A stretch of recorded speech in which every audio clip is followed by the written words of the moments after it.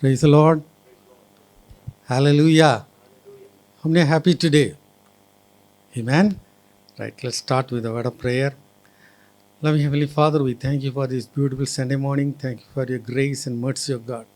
Lord, your word says, O God, so shall my word be that goeth forth out of their mouth. It shall not return unto me void. It will accomplish the purpose of God. Yes, Lord, your word will accomplish the purpose of God. Even today, Lord, let the word of God, our worship, our prayers, let it be bringing glory and honor to the mighty name of Jesus Christ. Lord, in Jesus' name, we totally cover the place, the precious blood of Jesus Christ. All the oppression works of the devil be totally destroyed. And Lord, we want to hear your voice in this place, O God. Let our worship be a total aroma acceptable to you, O God. Lord, we give you all the glory, honor, everything. In Jesus' name we pray. Amen. Amen. Praise the Lord, church. Pray and hope you had a wonderful, blessed week this past week. And as we go into worship, let's look to God's word. Psalm 34:3 says, "Oh, magnify the Lord with me. Let us exalt his name together." It's such a beautiful verse where King David is calling everyone to worship with him. So when I was reading about this word magnify, one thought came: God is God. He's seated high above, he's exalted. What does my magnifying him increase or decrease about God? Nothing. Nothing. He is God. He is God. Whether I acknowledge or don't acknowledge, he is God. But what does this word actually mean? So, when we look at something under a magnifying glass, the object remains the same. It doesn't change. It is my perspective that changes. I learn about God, and when I confess his attributes, something changes within me, how I see God and how I see my circumstances. So God led me to this in the book of Chronicles, 2nd Chronicles chapter 20. There is a big army that is coming against King Jehoshaphat. And it is a huge army made of 3 different groups. And King Jehoshaphat is actually terrified. They're coming against the kingdom of Judah. And he acknowledges that he's fearful, but he does something that sets a precedent for us. This is how we are supposed to react. So he calls all the people of Judah, men, women, even little children, he calls them all to fast and seek the Lord with him. And when he is standing before everybody, he confesses who God is, first of all. He says that God is the God of his fathers. He's the God of all nations, and there is no one that can compete with God. That is how he starts his prayer. And that attribution to God about his nature is what sets the tone for the prayer. And God hears his prayer. And in that assembly, there is a person named Jahaziel who God speaks through, and he gives him great words of encouragement. He gives him strategy on how to fight that battle, because on their own, they would not have won. And towards the end, in verse 17, he says, you don't need to fight this battle. Stand still, take your position, and you will see the salvation of the Lord. The word that caught my attention was take your position. What is my position? What is my position in Christ? What is my understanding of the Lord? One of the this verse in one of the translations says, your understanding. Stand with understanding. That is what we're supposed to be doing. Our God is great. He is the Lord of hosts. Adonai Sabaoth. He is the Lord of hosts. There is nothing that is impossible for him. And he came, he expressed himself as our Emmanuel, the God who walks with us. So patient, so loving. So today I invite all of you to join with me. And as the psalmist says, let us join together and magnify our Lord.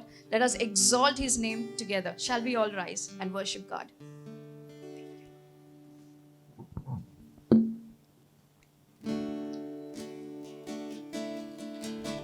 All the saints and angels, they bow before your throne.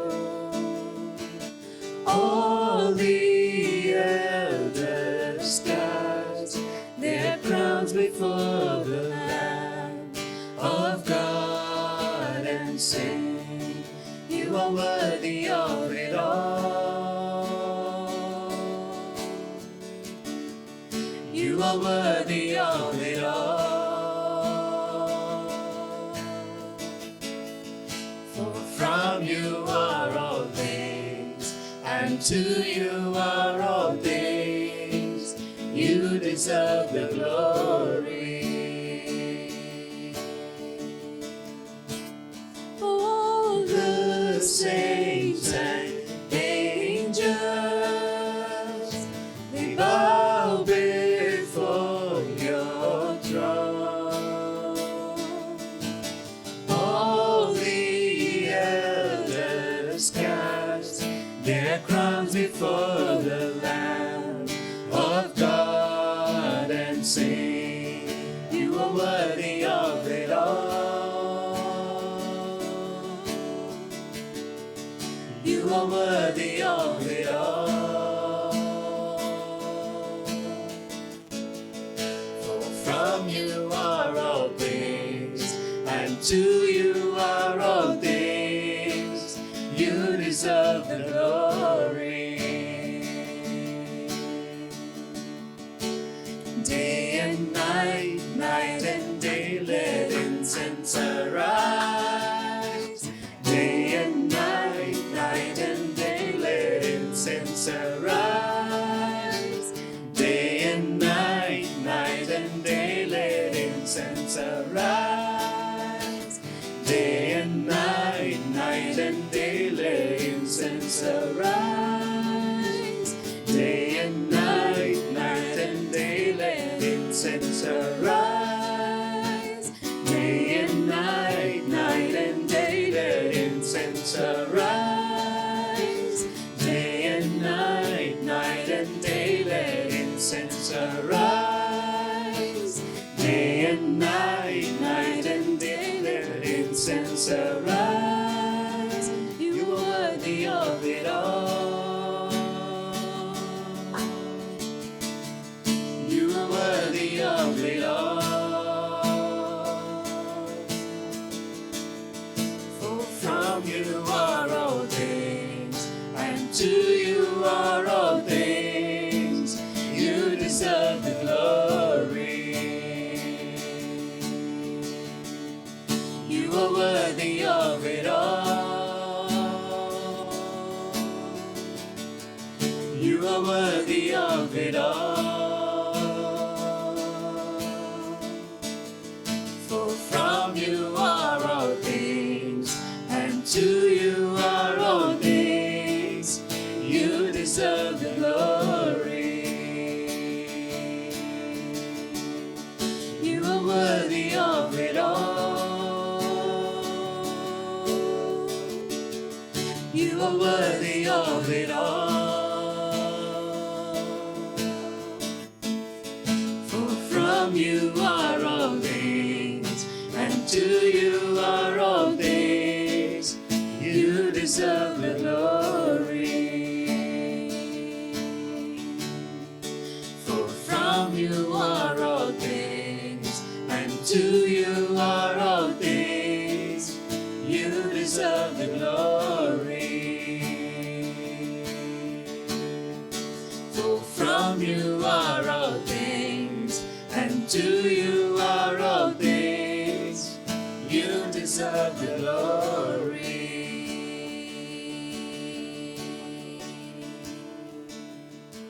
Yes, Lord, you deserve the glory, O God. Our Lord, our God. How magnificent you are, O God. How magnificent you are, O God. High and lifted up, O Lord. Exalted, O Lord, above the cherubim. My God, we worship you. We worship you, Lord. With all that we are, we worship you.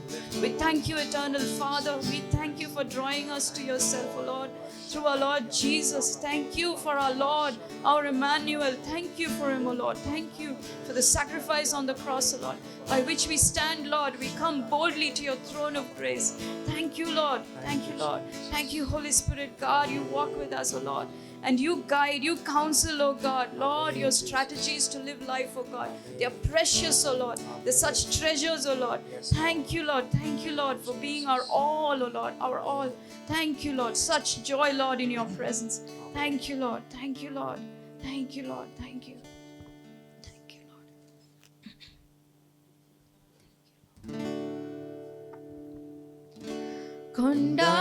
ಕೊಂಡಾಟವೇ ನನ್ನ ಕರ್ತನ ಸನ್ನಿಧಾನದಿ ಕೊಂಡಾಟವೇ ನನ್ನ ಕರ್ತನ ಸನ್ನಿಧಾನದಿ ಆನಂದ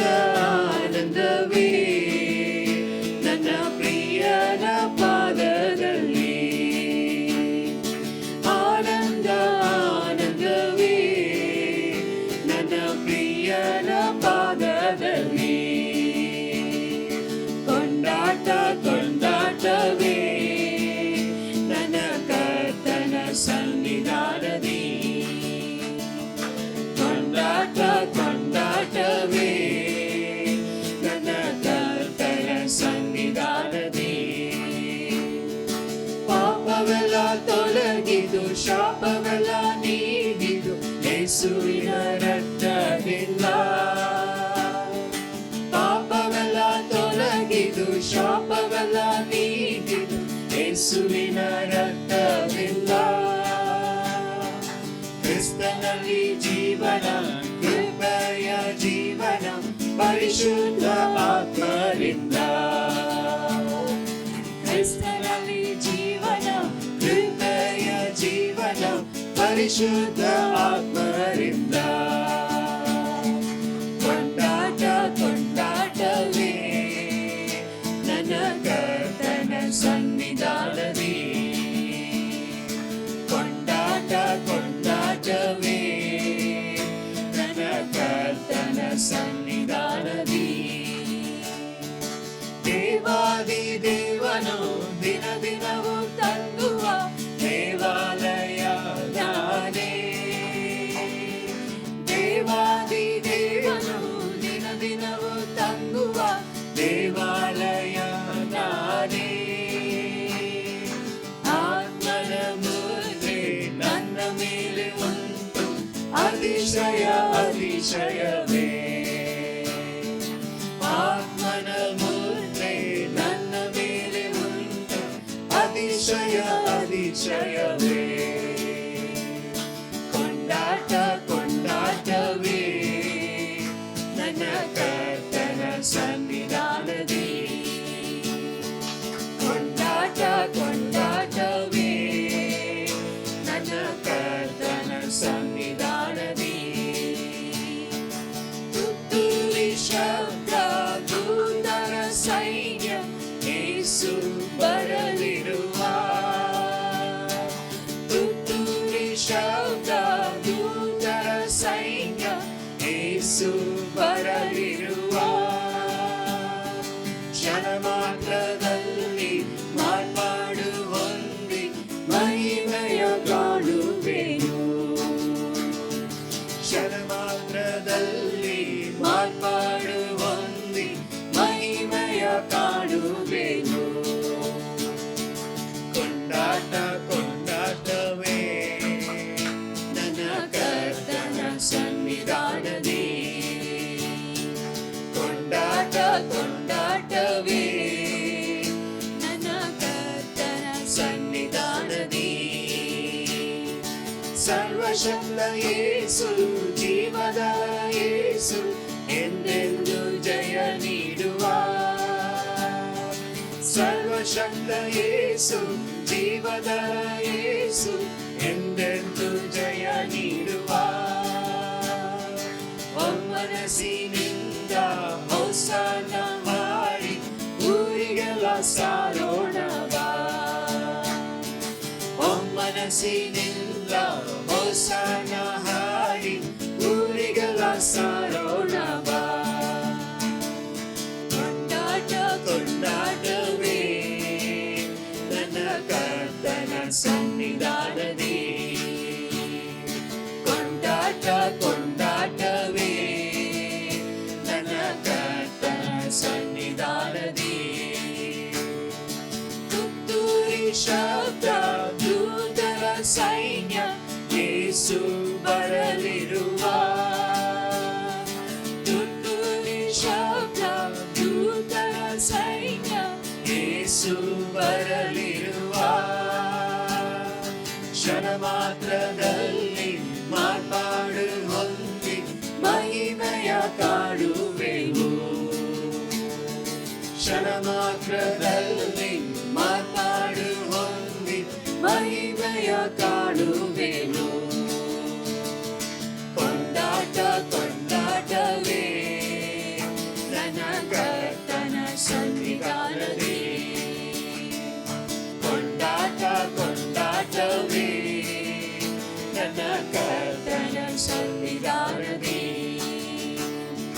ಸರ್ವಶಕ್ತ ಯೇಸು ಜೀವದರ ಯೇಸು ಎಂದೆಂದು ಜಯ ನೀಡುವ. ಸರ್ವಶಕ್ತ ಯೇಸು ಜೀವದರ ಯೇಸು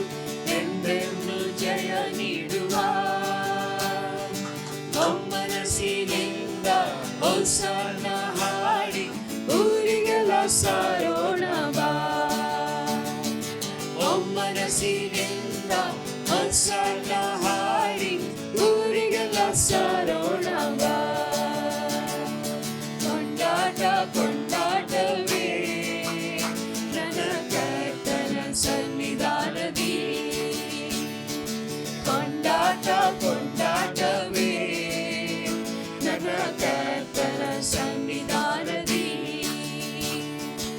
ಆನಂದ ಆನಂದವೇ ನನ್ನ ಪ್ರಿಯನ ಪಾದದಲ್ಲಿ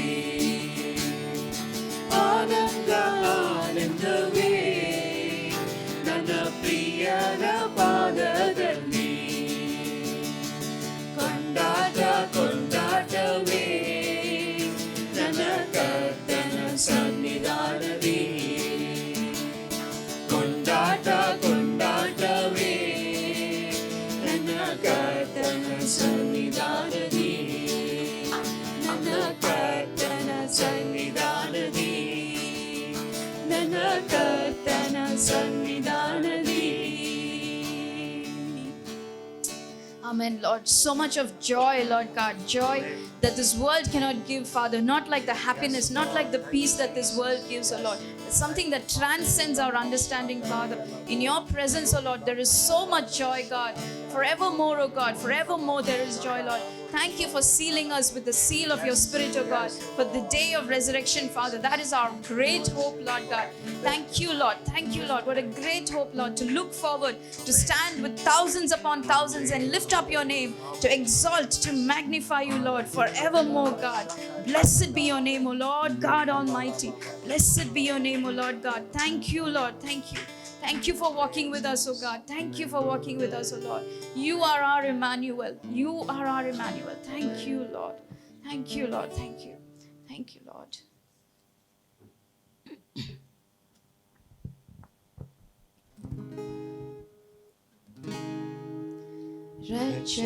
ரட்சகர் வந்ததால் ரட்சிப்பும் வந்ததே ரட்சகர் வந்ததால் ரட்சிப்பும் வந்ததே மன்னிப்பும் கிடைத்ததே மறுவாழ்வும் கிடைத்ததே மன்னிப்பும் கிடைத்ததே மறுவாழ்வும் பிறந்ததே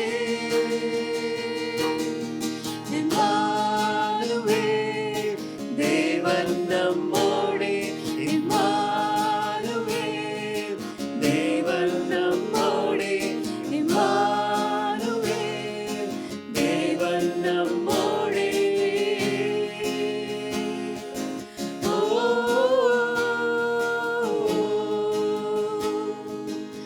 ஆறுகள் கடக்கையில் அக்கினியில் நடக்கையில் ஆறுகள் நாம் கடக்கையில் அக்கினியில் நான் நடக்கையில் என்னை தூக்கி சுமக்க தகப்பன் என்னோடே என்னை என்றும் காக்க நேசர் என்னோடே என்னை தூக்கி சுமக்க தகப்பன் என்னோடே என்னை என்றும் காக்க நேசர் என்னோடே இம்மானுவேல் தேவன் நம்மோடே இம்மானுவேல் தேவன் நம்மோடே இம்மானுவேல் தேவன் நம்மோடே ஓ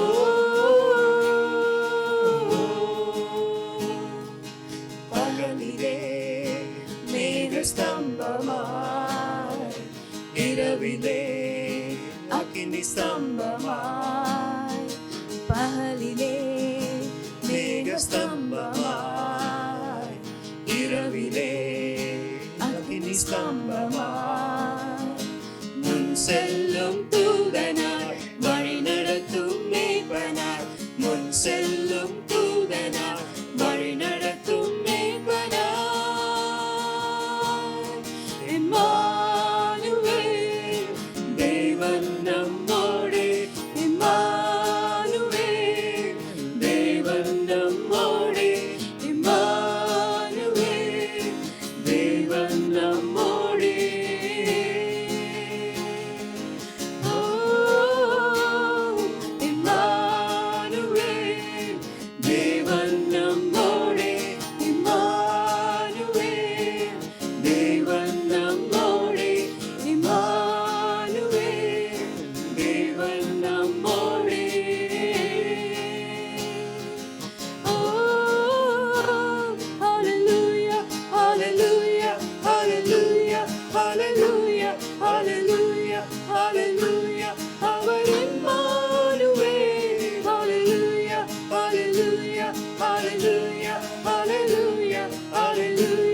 hallelujah, அவர் Emmanuel. Hallelujah, hallelujah, hallelujah, hallelujah, hallelujah, hallelujah, அவர் Emmanuel. Emmanuel, என் சபையோடே, Emmanuel, என் தேசத்தோடே, Emmanuel, என் குடும்பத்தோடே.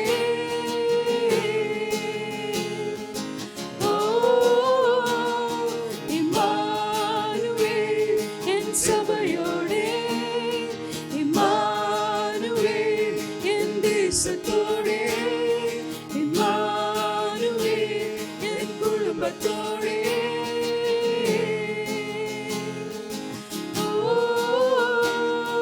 Emmanuel, தேவன் நம்மோடே, Emmanuel, தேவன் நம்மோடே, Emmanuel, தேவன் நம்மோடே.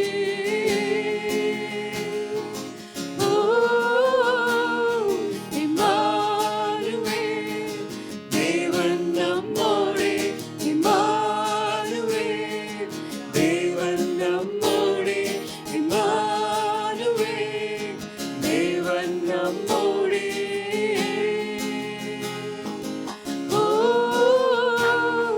Emmanuel, தேவன் நம்மோடே, Emmanuel, தேவன் நம்மோடே, Emmanuel, தேவன் நம்மோடே.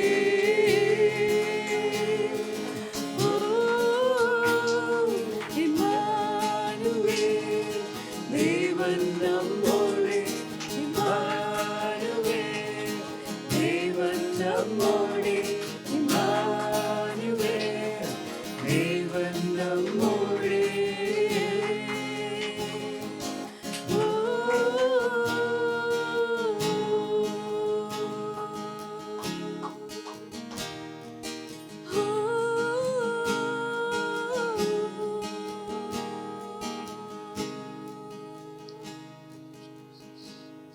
Thank you for your presence in this place, oh God. Thank you, our Lord Emmanuel. Thank you, God. Thank you, Lord. Thank you, Lord. The privilege, oh God, to worship you, to magnify, to exalt your name, oh God. If it were not for your grace and mercy, Lord, we wouldn't be standing here. If it was not for your blood, oh Lord, we wouldn't be standing here, Lord. We thank you, God. We thank you, Lord, our wonderful counselor, mighty God, everlasting Father, Prince of Peace, our Emmanuel. We give you praise, we give you glory, and all honor, Lord. All honor is yours. Yes, Lord, King of kings and Lord of lords, we glorify you. We glorify you, Lord. We glorify you. Thank you, Lord. Thank you, Lord. Thank you. My Jesus, my Savior, Lord, there is none like you. All of my days, I want to praise the wonders of your mighty love. My comfort, my shelter, tower of refuge and strength. Let every breath, all that I am, never cease to worship you. Shout to the Lord, all the earth, let us sing. Power and majesty, praise to the King. Mountains bow down and the seas will roar at the sound of your name. I sing for joy at the work of your hand. Forever I love you, forever I stand. Nothing compares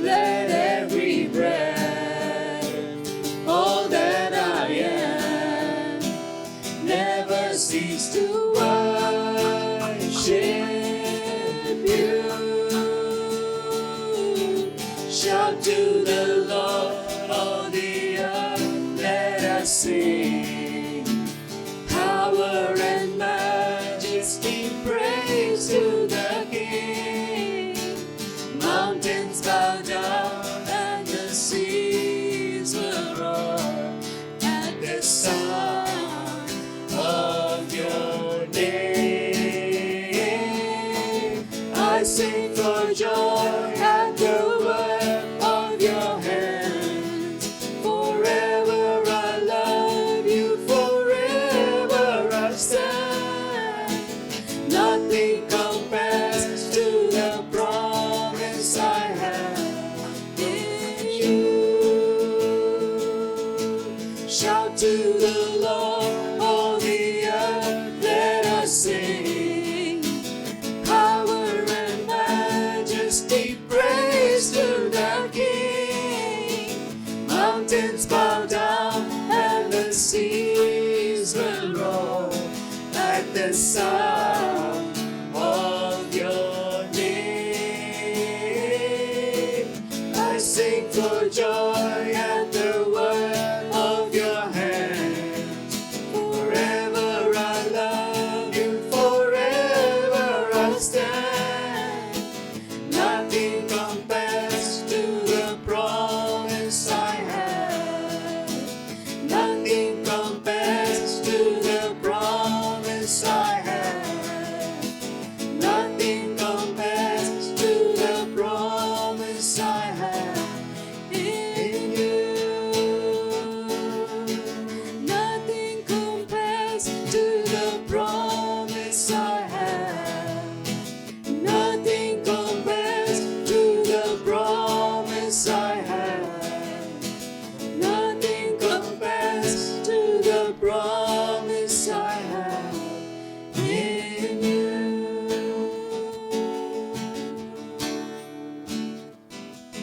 Yes, Lord, nothing compares, oh God, to the promise we have in you, Lord. Your attributes, oh Lord, we exalt, we magnify you, oh Lord. We magnify you, our magnificent God, who's seated high above the cherubim. Our Lord, our God of hosts, the Lord of hosts. Yes, Lord, you are the Lord above all the earth, Lord. All the mountains bow down, oh God. All the mountains, everything that is lifted up, oh Lord, will bow down before you, oh Lord. Yes, Lord God. Yes, Lord God. Blessed be your name, oh Lord. Blessed be your name, oh Lord. We thank you. We thank you, oh Lord. We thank you for your presence in this place, oh God. Oh Lord, may our praise, our worship, all that we are, oh God, be set before you as incense, oh Lord. At any time, oh Father, in our hearts, let there be praise, oh God. Let there be thanksgiving overflowing, God. Let it be as an aromatic presence to you, oh God. Yeah, thank you, Lord. Thank you, Lord. Thank you, Lord. Thank you, Father. Thank you. Thank you for your presence in this place. Thank you, Lord. Thank you. Lord God, we thank you that you are here. We thank you that you call us your own, oh Lord. Thank you. Such a great privilege, Father, to stand before you and worship you. Thank you, Lord. Thank you. Thank you, Lord. We give the rest of the time into your hands, oh Lord. Lord, may your will be done in this place. May your perfect will be done, Father. In Jesus' name I pray. Amen. Amen. Praise the Lord. Hallelujah. Now, January 2nd onwards, we are going to a time of prayer and fasting. ಜನವರಿ ತಿಂಗಳ 2ನೇ ತಾರೀಕಿನಿಂದ ಮುಂದಕ್ಕೆ ನಾವು ಉಪವಾಸ ಮಾಡಿ ಪ್ರಾರ್ಥಿಸುವುದಕ್ಕೆ ಹೋಗಲಿದ್ದೇವೆ. And now itself we have to prepare ourselves. ಅದಕ್ಕೋಸ್ಕರವಾಗಿ ನಾವು ಈಗಿಂದಲೇ ಸಿದ್ಧಪಡಿಸಿಕೊಳ್ಳಬೇಕು. Amen. Lot of hindrances will come. ಅನೇಕ ಅಡೆತಡೆಗಳು ಬರುತ್ತವೆ. In the name of Jesus, we are more than conquerors. ಆದರೆ ಯೇಸು ಕ್ರಿಸ್ತನ ಹೆಸರಿನಲ್ಲಿ ನಾವು ಪೂರ್ಣ ಜಯಶಾಲಿಗಳಾಗಿರುತ್ತೇವೆ. Amen. Hallelujah. Last week I gave a homework to you. ಕಳೆದ ವಾರದಲ್ಲಿ ನಿಮಗೊಂದು ಮನೆ ಕೆಲಸವನ್ನು ಕೊಟ್ಟಿದ್ದೆ. Just to read the book of Jonah. ಯೋನನ ಪುಸ್ತಕವನ್ನು ಓದುವುದಕ್ಕೋಸ್ಕರವಾಗಿ. It's a very small book. ಅದು ಚಿಕ್ಕ ಪುಸ್ತಕವಾಗಿದೆ. I'm sure already a lot of people have read. ಖಂಡಿತವಾಗಿಯೂ ಅನೇಕರು ಇದನ್ನು ಓದಿದ್ದಿರಬಹುದು. And of course already God has spoken to some of you. ಈಗಾಗಲೇ ದೇವರು ನಿಮ್ಮಲ್ಲಿ ಕೆಲವರೊಂದಿಗೆ ಮಾತನಾಡಿದ್ದಿರಬಹುದು. Amen. Hallelujah. This is a very, very important book. ಇದು ಬಹಳ ಪ್ರಾಮುಖ್ಯವಾದ ಪುಸ್ತಕವಾಗಿದೆ. Recently when I read that, I understood, this is the book of a great revival and harvest. ಇತ್ತೀಚೆಗೆ ನಾನು ಓದಿದಂಥ ಸಮಯದಲ್ಲಿ ನಾನು ತಿಳುಕೊಂಡದ್ದು ಇದು ಒಂದು ದೊಡ್ಡ ಉಜ್ಜೀವನ ಹಾಗೂ ಸುಗ್ಗಿಯ ವಿಷಯವಾಗಿದೆ ಎಂಬುದನ್ನು. God can change any one of us. ದೇವರು ನಮ್ಮೆಲ್ಲರನ್ನು ಬದಲಾಯಿಸಲು ಶಕ್ತನಾಗಿದ್ದಾನೆ. Amen. Hallelujah. Right, let's go to the message. ಸಂದೇಶದ ಕಡೆಗೆ ಹೋಗೋಣ. The title says, O sleeper, arise, call upon thy God that we perish not. ಈ ಸಂದೇಶದ ಶಿರೋನಾಮೆ ಹೀಗಿದೆ, ಓ ನಿದ್ರಿಸುವವನೇ, ನಾವು ನಾಶವಾಗಿ ಹೋಗದಂತೆ ಎದ್ದು ನಿನ್ನ ದೇವರಿಗೆ ಮೊರೆಯಿಡು. The ship owner is calling Jonah, oh sleeper. ಹಡಗಿನ ಯಜಮಾನನು ಯೋನನನ್ನು ಓ ನಿದ್ರಿಸುವವನೇ ಎಂಬುದಾಗಿ ಕರೆಯುತ್ತಾನೆ. If a person is doing doctorate, we'll call them doctorate in brackets. ಒಬ್ಬರು ಡಾಕ್ಟರೇಟ್ ವಿದ್ಯಾಭ್ಯಾಸ ಮಾಡುತ್ತಾ ಇದ್ದಲ್ಲಿ ಅವರನ್ನು ಡಾಕ್ಟರೇಟ್ ಎಂಬುದಾಗಿ ಬ್ರಾಕೆಟ್ನೊಳಗೆ ಕರೆಯುತ್ತೇವೆ. And when they finish it, they will put the doctorate, we'll call them Dr. So-and-so. ಅವರು ಅದನ್ನು ಮುಗಿಸಿದ ಬಳಿಕ ನಾವು ಇವರು ಡಾಕ್ಟರ್ ಎಂಬುದಾಗಿ ಕರೆಯುತ್ತೇವೆ. And some people finish more than one doctorate. ಇನ್ನು ಕೆಲವರು ಒಂದು ಡಾಕ್ಟರೇಟ್ಗಿಂತಲೂ ಹೆಚ್ಚಿನದನ್ನು ಮುಗಿಸಿರುತ್ತಾರೆ. So we'll call them doctor. ಅವರನ್ನು ಡಾಕ್ಟರ್ ಎಂಬುದಾಗಿ ಕರೆಯುತ್ತೇವೆ. Amen. All the categories in our church. ಈ ಎಲ್ಲ ವರ್ಗದವರು ನಮ್ಮ ಸಭೆಯಲ್ಲಿ ಇದ್ದಾರೆ. But that day, ಆದರೆ ಆ ದಿನದಂದು the ship owner called Jonah, oh sleeper. ಆದರೆ ಆ ದಿನದಂದು ಹಡಗಿನ ಯಜಮಾನನು ಯೋನನನ್ನು ಓ ನಿದ್ರಿಸುವವನೇ ಎಂಬುದಾಗಿ ಕರೆದಿದ್ದನು. So he didn't have any other name to call him. ಆತನನ್ನು ಕರೆಯುವುದಕ್ಕೆ ಬೇರೆ ಯಾವ ಹೆಸರು ಆತನಿಗೆ ಇರಲಿಲ್ಲ. In fact, only the King James version says, oh sleeper. King James ಭಾಷಾಂತರ ಮಾತ್ರವೇ ಓ ನಿದ್ರಿಸುವವನೇ ಎಂಬುದಾಗಿ ತಿಳಿಸುತ್ತದೆ. Right. So we are going to learn a lot of things from the book of Jonah today. ಯೋನನ ಗ್ರಂಥದಿಂದ ಇಂದು ನಾವು ಅನೇಕ ಸಂಗತಿಗಳನ್ನು ಕಲಿತುಕೊಳ್ಳಲಿದ್ದೇವೆ. I am preaching now. The Holy Spirit is going to, intercept with you, and He is going to talk to you in a very powerful way. ನಾನು ನಿಮಗೆ ಬೋಧಿಸುವಾಗ ಪರಿಶುದ್ಧಾತ್ಮನು ನಿಮ್ಮಲ್ಲಿ ಕಾರ್ಯ ನಡೆಸಿ ಬಲವಾದ ರೀತಿಯಲ್ಲಿ ನಿಮ್ಮನ್ನು ನಡೆಸುತ್ತಾನೆ. The shipmaster asked him, roared at him, what do you mean sleeping at a time like this? ಹಡಗಿನ ಯಜಮಾನನು ಈ ರೀತಿಯಾಗಿ ಗರ್ಜಿಸಿದನು, ನಿನ್ನ ಅರ್ಥವೇನು, ಇಂಥ ಸಮಯದಲ್ಲಿ ನೀನು ನಿದ್ರಿಸುವುದೇ? Right. Let's read Jonah chapter 1 from verse 1 to verse 6. ಯೋನ 1ನೇ ಅಧ್ಯಾಯ 1ನೇ ವಚನದಿಂದ 6ನೇ ವಚನದವರೆಗೆ ಓದೋಣ. Now the word of the Lord came unto Jonah the son of Amittai, saying, Arise, go to Nineveh, that great city, and cry against it, for their wickedness is come before me.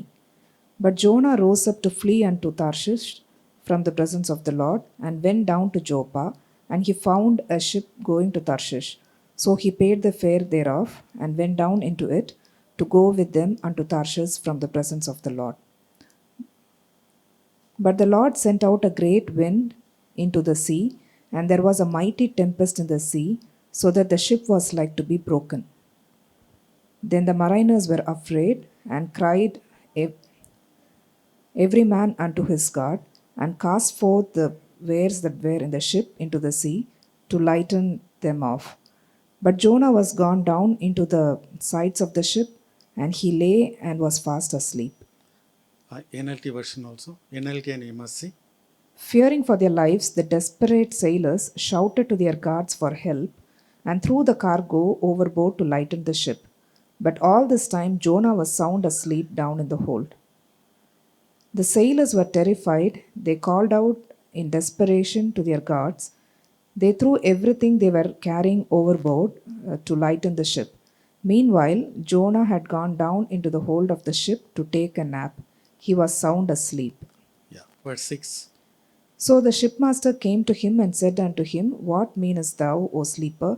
Arise, call upon thy God, if so be that God will think upon us, that we perish not. Right.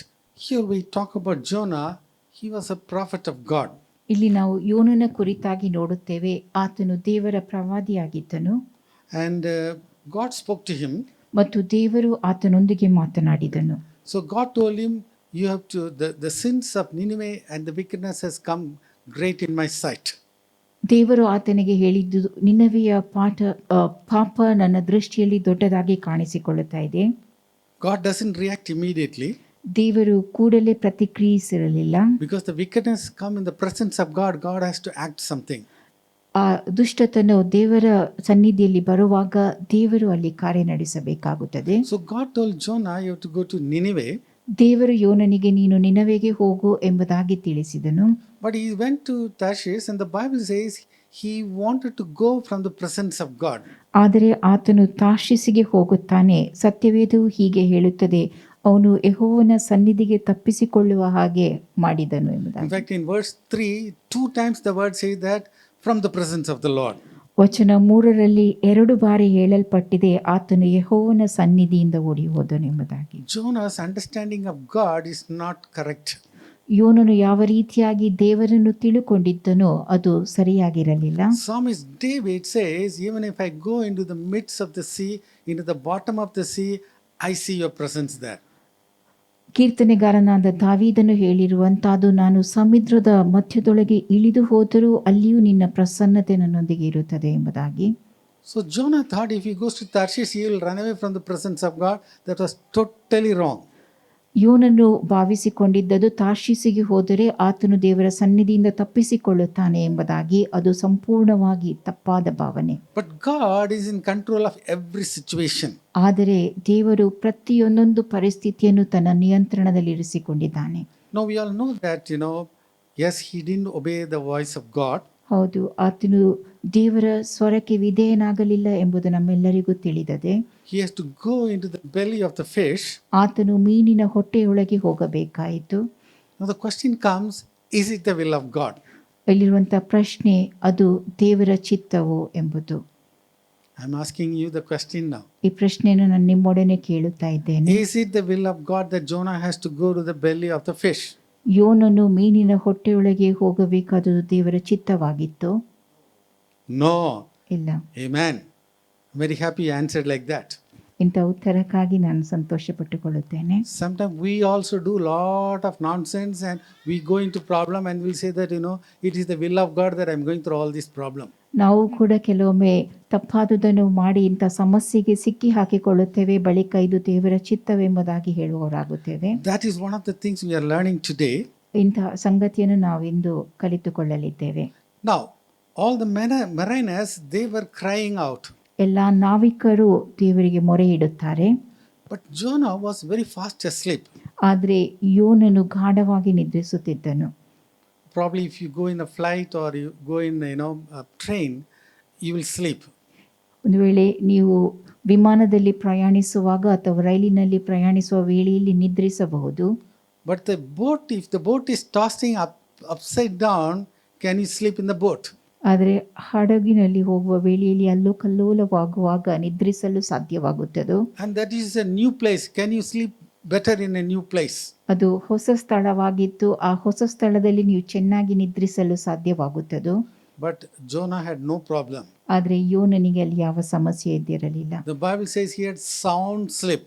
ಸತ್ಯವೇದವು ಹೇಳುತ್ತದೆ ಆತನು ಗಾಢವಾಗಿ ನಿದ್ರಿಸುತ್ತಿದ್ದನು And ಎಂಬುದಾಗಿ. that is why the master has to call him, "O sleeper." ಆ ಕಾರಣದಿಂದಾಗಿ ಹಡಗಿನ ಯಜಮಾನನು ಆತನನ್ನು ಓ ನಿದ್ರಿಸುವವನೇ ಎಂಬುದಾಗಿ ಕರೆದನು. Otherwise he would not have, woken up at all. ಇಲ್ಲದೆ ಹೋದಲ್ಲಿ ಅವನು ಎಚ್ಚೆತ್ತುಕೊಳ್ಳುತ್ತಿರಲಿಲ್ಲ. And now the master is telling, you cry out to your God. ಈಗ ಹಡಗಿನ ಯಜಮಾನನು ನಿನ್ನ ದೇವರಿಗೆ ಮೊರೆಯಿಡು ಎಂಬುದಾಗಿ ಹೇಳುತ್ತಾನೆ.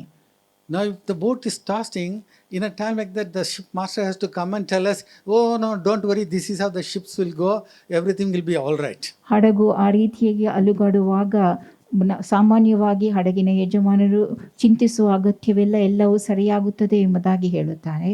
But here the master himself is saying that, I have no hope, now stop, you cry out to your God. ಇಲ್ಲಿ ಹಡಗಿನ ಯಜಮಾನನೇ ಹೇಳುವಂತಹದ್ದು, ಯಾವ ನಿರೀಕ್ಷೆಯೂ ಇಲ್ಲ, ನೀವು ನಿಮ್ಮ ದೇವರಿಗೆ ಮೊರೆಯಿಡಿರಿ ಎಂಬುದಾಗಿ. And the TLB version says in Jonah chapter 1 verse 6 that, what do you mean he wrote sleeping at a time like this? ಯೋನ 1:6 TLB ಭಾಷಾಂತರ ಹೀಗೆ ಹೇಳುತ್ತದೆ, ನಿನ್ನ ಅರ್ಥವೇನು, ಇಂಥ ಸಮಯದಲ್ಲಿ ನಿದ್ರಿಸುವುದೇ ಎಂಬುದಾಗಿ. Even to Esther, Mordecai asked the question, this is the time, God has brought you to the kingdom in such a time like this. ಮೊರ್ದೆಕಾಯಿ ಕೂಡ ಎಸ್ತರಳಿಗೆ ಹೇಳಿದಂಥ ಸಂಗತಿ, ಇಂಥ ಸಮಯಕ್ಕಾಗಿ ನೀನು ಪಟ್ಟಕ್ಕೆ ಬಂದಿರಬಹುದು ಎಂಬುದಾಗಿ. People, they don't understand the timing of God. ಜನರು ದೇವರ ಸಮಯವನ್ನ ತಿಳುಕೊಂಡಿರುವುದಿಲ್ಲ. Amen. One thing we have to really understand, this is the end time. ಒಂದು ಸಂಗತಿಯನ್ನು ನಾವು ನಿಜವಾಗಿಯೂ ತಿಳುಕೊಳ್ಳಬೇಕು, ಇದು ಅಂತ್ಯಕಾಲವಾಗಿದೆ. End time is the time of harvest. ಅಂತ್ಯಕಾಲ ಅದು ಸುಗ್ಗಿಯ ಸಮಯ. Amen. Hallelujah. So many servants of God, so many prophets of God, they wanted to live in this time. The chance is not given to them.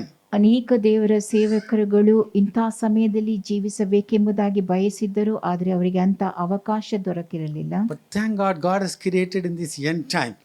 ದೇವರಿಗೆ ಸ್ತೋತ್ರ ಹೇಳುವ ದೇವರು ನಮ್ಮನ್ನು ಈ ಅಂತ್ಯ ಕಾಲದಲ್ಲಿ ಇಟ್ಟಿರುವುದಕ್ಕಾಗಿ We can do great exploits for the kingdom of God. ನಾವು ದೇವರ ರಾಜ್ಯಕ್ಕಾಗಿ ಮಹತ್ತರವಾದ ಕಾರ್ಯವನ್ನ ಮಾಡಲು ಸಾಧ್ಯ. Jonah was sleeping, he was sleeping very sound. ಯೋನನು ಗಾಢವಾಗಿ ನಿದ್ರಿಸುತ್ತಿದ್ದನು. Now, even Apostle Peter had a problem with this. ಅಪೊಸ್ತಲನಾದ ಪೇತ್ರನಿಗೂ ಈ ಸಂಗತಿಯ ಸಮಸ್ಯೆ ಇದ್ದಿತ್ತು. Before the crucifixion, Jesus told his disciples, tarry with me and pray for me, pray with me. ಯೇಸು ಶಿಲುಬೆಗೆ ಏರಿಸಲ್ಪಡುವುದಕ್ಕಿಂತ ಮುಂಚಿತವಾಗಿ ಆತನು ತನ್ನ ಶಿಷ್ಯರಿಗೆ ಹೇಳಿದ್ದು, ನನ್ನೊಂದಿಗೆ ಇದ್ದೀರಿ, ಪ್ರಾರ್ಥಿಸಿರಿ ಎಂಬುದಾಗಿ. And they were also sleeping. ಅವರು ಕೂಡ ಪ್ರಾರ್ಥಿಸುತ್ತಿದ್ದರು. In Matthew chapter 26 verse 40, Jesus asked the question, what? Could you not watch with me for 1 hour? ಮತ್ತಾಯ 26:40 ಆತನು ಹೇಳುವಂತಾದು ಹೀಗೋ, 1 ಗಳಿಗೆಯಾದರೂ ನನ್ನ ಸಂಗಡ ಎಚ್ಚರವಾಗಿರಲಾರೀರಾ? So Jesus was desperate that there'll be somebody has to pray. ಯೇಸು ಹತಾಶನಾಗಿ ಯಾರಾದರೂ ಪ್ರಾರ್ಥಿಸಬೇಕೆಂಬುದಾಗಿ ಭಾವಿಸಿದ್ದನು. But they were not praying at all. ಆದರೆ ಅವರು ಪ್ರಾರ್ಥಿಸಲಿಲ್ಲ. Now let's read Matthew chapter 26 verse 41. ಮತ್ತಾಯ 26:41 ಓದುವ. Watch and pray that ye enter not into temptation. The spirit indeed is willing, but the flesh is weak. Amen. Very clearly Jesus said, watch and pray. ಸ್ಪಷ್ಟವಾಗಿ ಯೇಸು ಹೇಳಿದ್ದು, ಎಚ್ಚರವಾಗಿದ್ದು ಪ್ರಾರ್ಥಿಸಿರಿ ಎಂಬುದಾಗಿ. Everybody say, watch and pray. That you will not enter into temptation.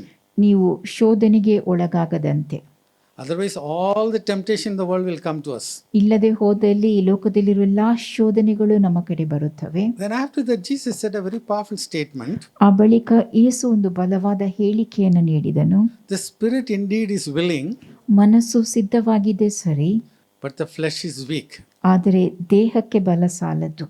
So what is the moral of the story? ಈ ಕಥೆಯ ನೈತಿಕತೆ ಯಾವುದಾಗಿದೆ? Yes, our spirit is willing to pray, ನಮ್ಮ ಮನಸ್ಸು ಪ್ರಾರ್ಥಿಸಲು ಸಿದ್ಧವಾಗಿದೆ, but flesh is weak. ಆದರೆ ಶರೀರವು ಬಲಹೀನವಾಗಿದೆ. So we can lie down and sleep. ಆ ಕಾರಣದಿಂದಾಗಿ ನಾವು ಮಲಗಿ ನಿದ್ರಿಸಬಹುದು. Is it right? ಅದು ಸರಿಯೇ? Yes or no? ಹೌದು ಅಲ್ಲವೋ? No. ಅಲ್ಲ. That's what Jesus is saying very clearly. ಅದನ್ನೇ ಸ್ಪಷ್ಟವಾಗಿ ಯೇಸು ಹೇಳುತ್ತಾ ಇರುವಂತಹದ್ದು. Spirit is willing, ಮನಸ್ಸು ಸಿದ್ಧವಾಗಿದೆ ಸರಿ, but the flesh is weak. ಆದರೆ ದೇಹಕ್ಕೆ ಬಲ ಸಾಲದು. But the spirit do dominate the flesh. ಆದರೆ ಆತ್ಮವು ನಮ್ಮ ಶರೀರದ ಮೇಲೆ ಅಧಿಕಾರ ನಡೆಸಬೇಕು. See, nobody wants to say amen now. Amen. Hallelujah. We are a spiritual being, we have been transformed to the kingdom of God. ನಾವು ಆತ್ಮ ಮನುಷ್ಯರಾಗಿದ್ದೇವೆ, ದೇವರ ರಾಜ್ಯಕ್ಕೆ ಕಳುಹಿಸಲ್ಪಟ್ಟವರಾಗಿದ್ದೇವೆ. So the spirit man has to decide everything. ಆತ್ಮ ಮನುಷ್ಯನು ಎಲ್ಲವನ್ನೂ ನಿರ್ಧರಿಸಬೇಕು. Flesh is weak, ಶರೀರವು ಬಲಹೀನವಾಗಿದೆ, but the flesh man has to obey. ಆ ಶರೀರವು ವಿಧೇಯವಾಗಬೇಕು. Somebody asked Smith Wigglesworth, you are very old. Even in this old age, why are you running and preaching the gospel? ಯಾರು Smith ವಿಗಲ್ಸ್ವರ್ತ್ ಅವರನ್ನ ಈ ರೀತಿಯಾಗಿ ಪ್ರಶ್ನಿಸಿದರು, ಈ ಮುದಿ ಪ್ರಾಯದಲ್ಲಿಯೂ ನೀನು ಯಾಕೆ ಹೀಗೆ ಓಡಿ ಸೇವೆ ಸಲ್ಲಿಸಬೇಕೆಂಬುದಾಗಿ. He answered, yes, people are perishing, they are in much problem, they need the healing of God, and that is why I'm pushing myself. ಜನರು ನಾಶವಾಗಿ ಹೋಗುತ್ತಾ ಇದ್ದಾರೆ, ಅವರಿಗೆ ದೇವರಿಂದ ದೊರಕುವಂತ ಸ್ವಸ್ಥತೆ ಬೇಕಾಗಿದೆ, ಆ ಕಾರಣದಿಂದಾಗಿ ನನ್ನನ್ನು ನಾನು ನುಗ್ಗಿಸಿಕೊಂಡು ಓಡುತ್ತಾ ಇದ್ದೇನೆ ಎಂಬುದಾಗಿ. So prayer is very, very important for a child of God. ದೇವ ಮಕ್ಕಳಿಗೆ ಪ್ರಾರ್ಥನೆ ಬಹು ಮುಖ್ಯವಾದುದಾಗಿದೆ. Now Matthew 26:41 it says, otherwise temptation will overpower you. ಮತ್ತಾಯ 26:41 ಹೀಗೆ ಹೇಳುತ್ತದೆ, ಇಲ್ಲದೆ ಹೋದಲ್ಲಿ ನೀವು ಶೋಧನೆಗೆ ಒಳಗಾಗುತ್ತೀರಿ ಎಂಬುದಾಗಿ. The TPT version says, keep alert and pray that you will be spared from this time of testing. TPT ಭಾಷಾಂತರ ಹೀಗೆ ಹೇಳುತ್ತದೆ, ಈ ಪರೀಕ್ಷೆಯ ಸಮಯದಲ್ಲಿ ನೀವು ಪಾರಾಗುವುದಕ್ಕೋಸ್ಕರವಾಗಿ ಎಚ್ಚರವಾಗಿದ್ದು ಪ್ರಾರ್ಥಿಸಿರಿ ಎಂಬುದಾಗಿ. Right. So sleeping is coming. ನಿದ್ರೆಯು ಬರುತ್ತದೆ. But then Peter overcame everything. ಆದರೆ ಪೇತ್ರನು ಅವೆಲ್ಲವನ್ನು ಜಯಿಸಿದನು. And on the day of Pentecost he preached and 3,000 people were added to the kingdom of God. ಪಂಚಾಶತ್ತಮ ದಿನದಂದು ಆತನು ಬೋಧಿಸಲಾರಂಭಿಸಿದಾಗ 3,000 ಜನರು ದೇವರ ರಾಜ್ಯಕ್ಕೆ ಸೇರಿಸಲ್ಪಟ್ಟರು. If any man be in Christ, he is a new creation. All things are passed away. Behold, all things have become new. ಯಾವನಾದರೂ ಕ್ರಿಸ್ತನಲ್ಲಿದ್ದರೆ ಆತನು ನೂತನ ಮನುಷ್ಯನಾದನು, ಹಿಂದಿನ ಸಂಗತಿಗಳೆಲ್ಲವೂ ಹೋಗಿ ಎಲ್ಲವೂ ನೂತನವಾಯಿತು. So the past things cannot trouble us, ಹಿಂದಿನ ಸಂಗತಿಗಳು ನಮ್ಮನ್ನು ತೊಂದರೆಗೊಳಪಡಿಸಕೂಡದು. but we are a new creation in Christ Jesus. ನಾವು ಕ್ರಿಸ್ತ ಯೇಸುವಿನಲ್ಲಿ ನೂತನ ಸೃಷ್ಟಿಗಳಾಗಿದ್ದೇವೆ. Amen. Hallelujah. Now, Jonah is making a very powerful statement. ಇಲ್ಲಿ ಯೋನನು ಒಂದು ಬಲವಾದ ಹೇಳಿಕೆಯನ್ನು ನೀಡುತ್ತಾನೆ. Take me up and cast me forth into the sea, so shall the sea be calm unto you. ನನ್ನ ನೆತ್ತಿ ಸಮುದ್ರದಲ್ಲಿ ಹಾಕಿರಿ, ನಿಮ್ಮ ಮೇಲೆ ಎದ್ದಿರುವ ಸಮುದ್ರವು ಶಾಂತವಾಗುವುದು. Now the question is, on what basis he made a statement like this? ಇಲ್ಲಿರುವ ಪ್ರಶ್ನೆ, ಯಾವ ಆಧಾರದ ಮೇಲೆ ಆತನೊಂದು ಇಂಥ ಹೇಳಿಕೆಯನ್ನು ನೀಡಿದನು ಎಂಬುದು. He is running away from the presence of God. ಆತನು ದೇವರ ಸನ್ನಿಧಿಯಿಂದ ಓಡಿ ಹೋಗುತ್ತಾ ಇದ್ದನು. He is not going to get any help from the God. ಆತನಿಗೆ ದೇವರಿಂದ ಯಾವ ಸಹಾಯವೂ ದೊರಕುವುದು ಸಾಧ್ಯವಿರಲಿಲ್ಲ. We'll read the scriptures, then I will ask the question, you have to answer me now. ವಾಕ್ಯವನ್ನು ಓದಿದ ಬಳಿಕ ನಾನು ನಿಮ್ಮನ್ನು ಪ್ರಶ್ನಿಸುತ್ತೇನೆ, ನೀವು ಅದಕ್ಕೆ ಉತ್ತರ ಕೊಡಬೇಕು. All right, let's read from Jonah chapter 1 verse 8 onwards. ಯೋನ ವಚನ 8ರಿಂದ ಮುಂದಕ್ಕೆ ಓದುವ. Then said they unto him, Tell us, we pray thee, for whose cause this evil is upon us? What is thine occupation? And whence comest thou? What is thy country? And of what people art thou? And he said unto them, I am an Hebrew, and I fear the Lord, the God of heaven, which hath made the sea and the dry land. Then were the men exceedingly afraid, and said unto him, Why hast thou done this? For the men knew that he fled from the presence of the Lord, because he had told them. And he said unto them, Take me up and cast me forth into the sea, so shall the sea be calm unto you. For I know that for my sake this great tempest is upon you. So they took up Jonah and cast him forth into the sea, and the sea ceased from her raging. Okay, verse 17 also. Now the Lord had prepared a great fish to swallow up Jonah, and Jonah was in the belly of the fish 3 days and 3 nights. Right. He is telling them, take me up and throw me into the sea. ಆತನು ಹೇಳುತ್ತಿರುವಂತಹದ್ದು, ನನ್ನ ನೆತ್ತಿ ಸಮುದ್ರದಲ್ಲಿ ಹಾಕಿರಿ ಎಂಬುದಾಗಿ. He has known very clearly that he is running away from the presence of God. ನಾವು ಸ್ಪಷ್ಟವಾಗಿ ತಿಳಿದಿರುವಂತಹದ್ದು, ಆತನು ಯೆಹೋವನ ಸನ್ನಿಧಿಯಿಂದ ಓಡಿ ಹೋಗುತ್ತಿದ್ದನೆಂಬುದನ್ನು. What was the confidence? Why he said a statement like that? Take me and throw me into the sea. ಆತನು ಯಾಕೆ ಇಂಥ ಒಂದು ಹೇಳಿಕೆಯನ್ನು ನೀಡಿದನು, ನನ್ನ ನೆತ್ತಿ ಸಮುದ್ರದಲ್ಲಿ ಹಾಕಿರಿ ಎಂಬುದಾಗಿ? If you were in a position of Jonah, would you have said that word? ಒಂದು ವೇಳೆ ನೀವು ಯೋನನಂತ ಪರಿಸ್ಥಿತಿಯಲ್ಲಿದ್ದರೆ ಅಂತ ಮಾತನ್ನು ಹೇಳುತ್ತಿದ್ದಿರೋ? What we could have said. ನಾವೇನು ಹೇಳುತ್ತಿದ್ದೆವು? But now, before that, you answer me. Why did he make a statement like that? Take me and throw me into the sea. Everything will be all right for you. ಅದಕ್ಕಿಂತ ಮುಂಚಿತವಾಗಿ ನನ್ನ ಪ್ರಶ್ನೆಗೆ ಉತ್ತರ ಕೊಡಿರಿ. ಯಾಕೆ ಆತನು ಹೇಳಿದ್ದನು, ನನ್ನ ನೆತ್ತಿ ಸಮುದ್ರದಲ್ಲಿ ಹಾಕಿರಿ, ಆಗ ಎಲ್ಲವೂ ಸರಿಯಾಗುವುದೆಂಬುದಾಗಿ?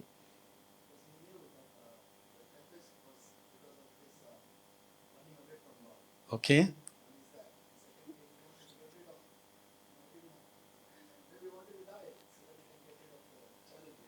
He wanted to die. I don't think so. He made a mistake. So, if he goes into the sea, he will die.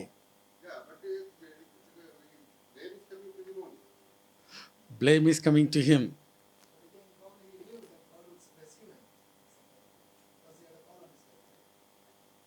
He thought God will rescue him. So, you have come to the point now.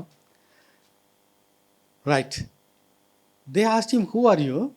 ಆತನನ್ನು ಅವರು ಪ್ರಶ್ನಿಸಿದ್ದು, ನೀನು ಯಾರು ಎಂಬುದಾಗಿ. He said, I am a Hebrew. ಆತನು ಹೇಳಿರುವಂಥದ್ದು, ನಾನು ಇಬ್ರಿಯನು, I fear God. ನಾನು ದೇವರಿಗೆ ಭಯಪಡುತ್ತೇನೆ. Tell me honestly, did he ever fear God? ಪ್ರಾಮಾಣಿಕವಾಗಿ ಹೇಳಿರಿ, ಆತನೆಂದಾದರೂ ದೇವರಿಗೆ ಭಯಪಟ್ಟಿದ್ದನೋ? No. ಇಲ್ಲ. But today a lot of people are saying this, they tell lies and they think that they can get away with that. ಇಂದು ಅನೇಕರು ಈ ರೀತಿಯಾಗಿ ಹೇಳುತ್ತಾರೆ, ಅವರು ಸುಳ್ಳು ಮಾತನಾಡುತ್ತಾರೆ, ಆದರೆ ಅದರಿಂದ ತಪ್ಪಿಸಿಕೊಳ್ಳಬಹುದೆಂಬುದಾಗಿ ಭಾವಿಸುತ್ತಾರೆ. I fear God, and within that, after that, they found out that he is running away from the presence of God. ದೇವರಿಗೆ ಭಯಪಡುತ್ತೇನೆ ಎಂಬುದಾಗಿ ಆತನು ಹೇಳಿದ್ದನಾದರೆ ಬಳಿಕ ಅವರು ಕಂಡುಕೊಂಡದ್ದು ಆತನು ಯೆಹೋವನ ಸನ್ನಿಧಿಯಿಂದ ಓಡಿ ಹೋಗುತ್ತಿದ್ದನು ಎಂಬುದನ್ನು. Now the question is why he said that, no, throw me into the sea. Everything will be all right for you. ಇಲ್ಲಿರುವ ಪ್ರಶ್ನೆ, ಯಾಕೆ ಆತನು ಹೇಳಿದ್ದು ನನ್ನನ್ನು ಎಸೆದು ಸಮುದ್ರಕ್ಕೆ ಹಾಕಿರಿ, ಎಲ್ಲವೂ ಸರಿ ಹೋಗುತ್ತದೆ ಎಂಬುದಾಗಿ. So I'm skipping chapter 2 and 3, but we'll come back to that now. ನಾನೀಗ ಅಧ್ಯಾಯ 2, 3 ಬಿಟ್ಟು ಮುಂದಕ್ಕೆ ಹೋಗುತ್ತೇನೆ, ಮತ್ತೆ ಬಳಿಕ ಹಿಂದೆ ಬರುತ್ತೇನೆ. Okay, let's come to chapter 4. Let's read verse 1 and 2. ಯೋನ 4ನೇ ಅಧ್ಯಾಯ ವಚನ 1 ಹಾಗೂ 2 ಓದುವ. But it displeased Jonah exceedingly, and he was very angry. And he prayed unto the Lord and said, I pray thee, O Lord, was not this my saying when I was yet in my country? Therefore I fled before unto Tarshish. For I knew that thou art a gracious God and merciful, slow to anger, and of great kindness, and repentest thee of the evil. Okay, that NLT and Message version. So he complained to the Lord about it. Didn't I say before I left home that you would do this, Lord? That is why I ran away to Tarshish. I knew that you are a merciful and compassionate God, slow to get angry, and filled with unfailing love. You are eager to turn back from destroying people. He yelled at God, God, I knew it. When I was back home, I knew this was going to happen. That's why I ran off to Tarshish. I knew you were sheer grace and mercy, not easily angered, rich in love, and ready at the drop of a hat to turn your plans of punishment into a program of forgiveness. So the answer is in, Jonah chapter 4 verse 2. ಉತ್ತರ ಯೋನ 4ನೇ ಅಧ್ಯಾಯ ವಚನ 2ರಲ್ಲಿದೆ. The message version says he yelled at God. ಆ message ಭಾಷಾಂತರ ಹೀಗೆ ಹೇಳುತ್ತದೆ, ಆತನು ದೇವರಿಗೆ ಗಟ್ಟಿಯಾಗಿ ಈ ರೀತಿ ಹೇಳಿದನು ಎಂಬುದಾಗಿ. After spending 3 days and 3 nights in the belly of the fish, he is coming and yelling at God. 3 ರಾತ್ರಿ 3 ಹಗಲು ಆತನು ಮೀನಿನ ಹೊಟ್ಟೆಯಲ್ಲಿ ತನ್ನ ಸಮಯವನ್ನು ಕಳೆದ ಬಳಿಕ ಆತನು ದೇವರನ್ನು ಗದರಿಸುವಂತಹದ್ದು. And then he says that, it's all because of your grace, because of your mercy, you will forgive sin, and I know everything. ಇದೆಲ್ಲವೂ ನಿನ್ನ ಕೃಪೆ ಕರುಣೆಯ ನಿಮಿತ್ತವಾಗಿ ನಾನೆಲ್ಲವನ್ನು ಬಲ್ಲೆನು ಎಂಬುದಾಗಿ ಹೇಳುತ್ತಾನೆ. And NLT version says your unfailing love. NLT ಭಾಷಾಂತರ ಹೇಳುತ್ತದೆ ನಿನ್ನ ಎಂದೂ ಬಿದ್ದು ಹೋಗದ ಪ್ರೀತಿ ಎಂಬುದಾಗಿ. Everybody say unfailing love. So he thought because of the unfailing love, ಆತನು ಭಾವಿಸಿದ್ದು ಎಂದೂ ಬಿದ್ದು ಹೋಗದ ಆತನ ಪ್ರೀತಿಯ ನಿಮಿತ್ತವಾಗಿ, even though he committed a mistake, ಆತನು ತಪ್ಪು ಮಾಡಿದ್ದಾಗ್ಯೂ God has to save him at any point.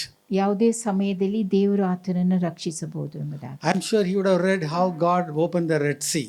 ಆತನು ಖಂಡಿತವಾಗಿ ಓದಿದ್ದಿರಬಹುದು ಯಾವ ರೀತಿಯಾಗಿ ದೇವರು ಕೆಂಪು ಸಮುದ್ರವನ್ನು ವಿಭಾಗಿಸಿದ್ದನು ಎಂಬುದನ್ನು. God opened the Red Sea and saved all the Israelites. ದೇವರು ಕೆಂಪು ಸಮುದ್ರವನ್ನು ವಿಭಾಗಿಸಿ ಎಲ್ಲಾ ಇಸ್ರಾಯೇಲ್ಯರನ್ನು ರಕ್ಷಿಸಿದ್ದನು.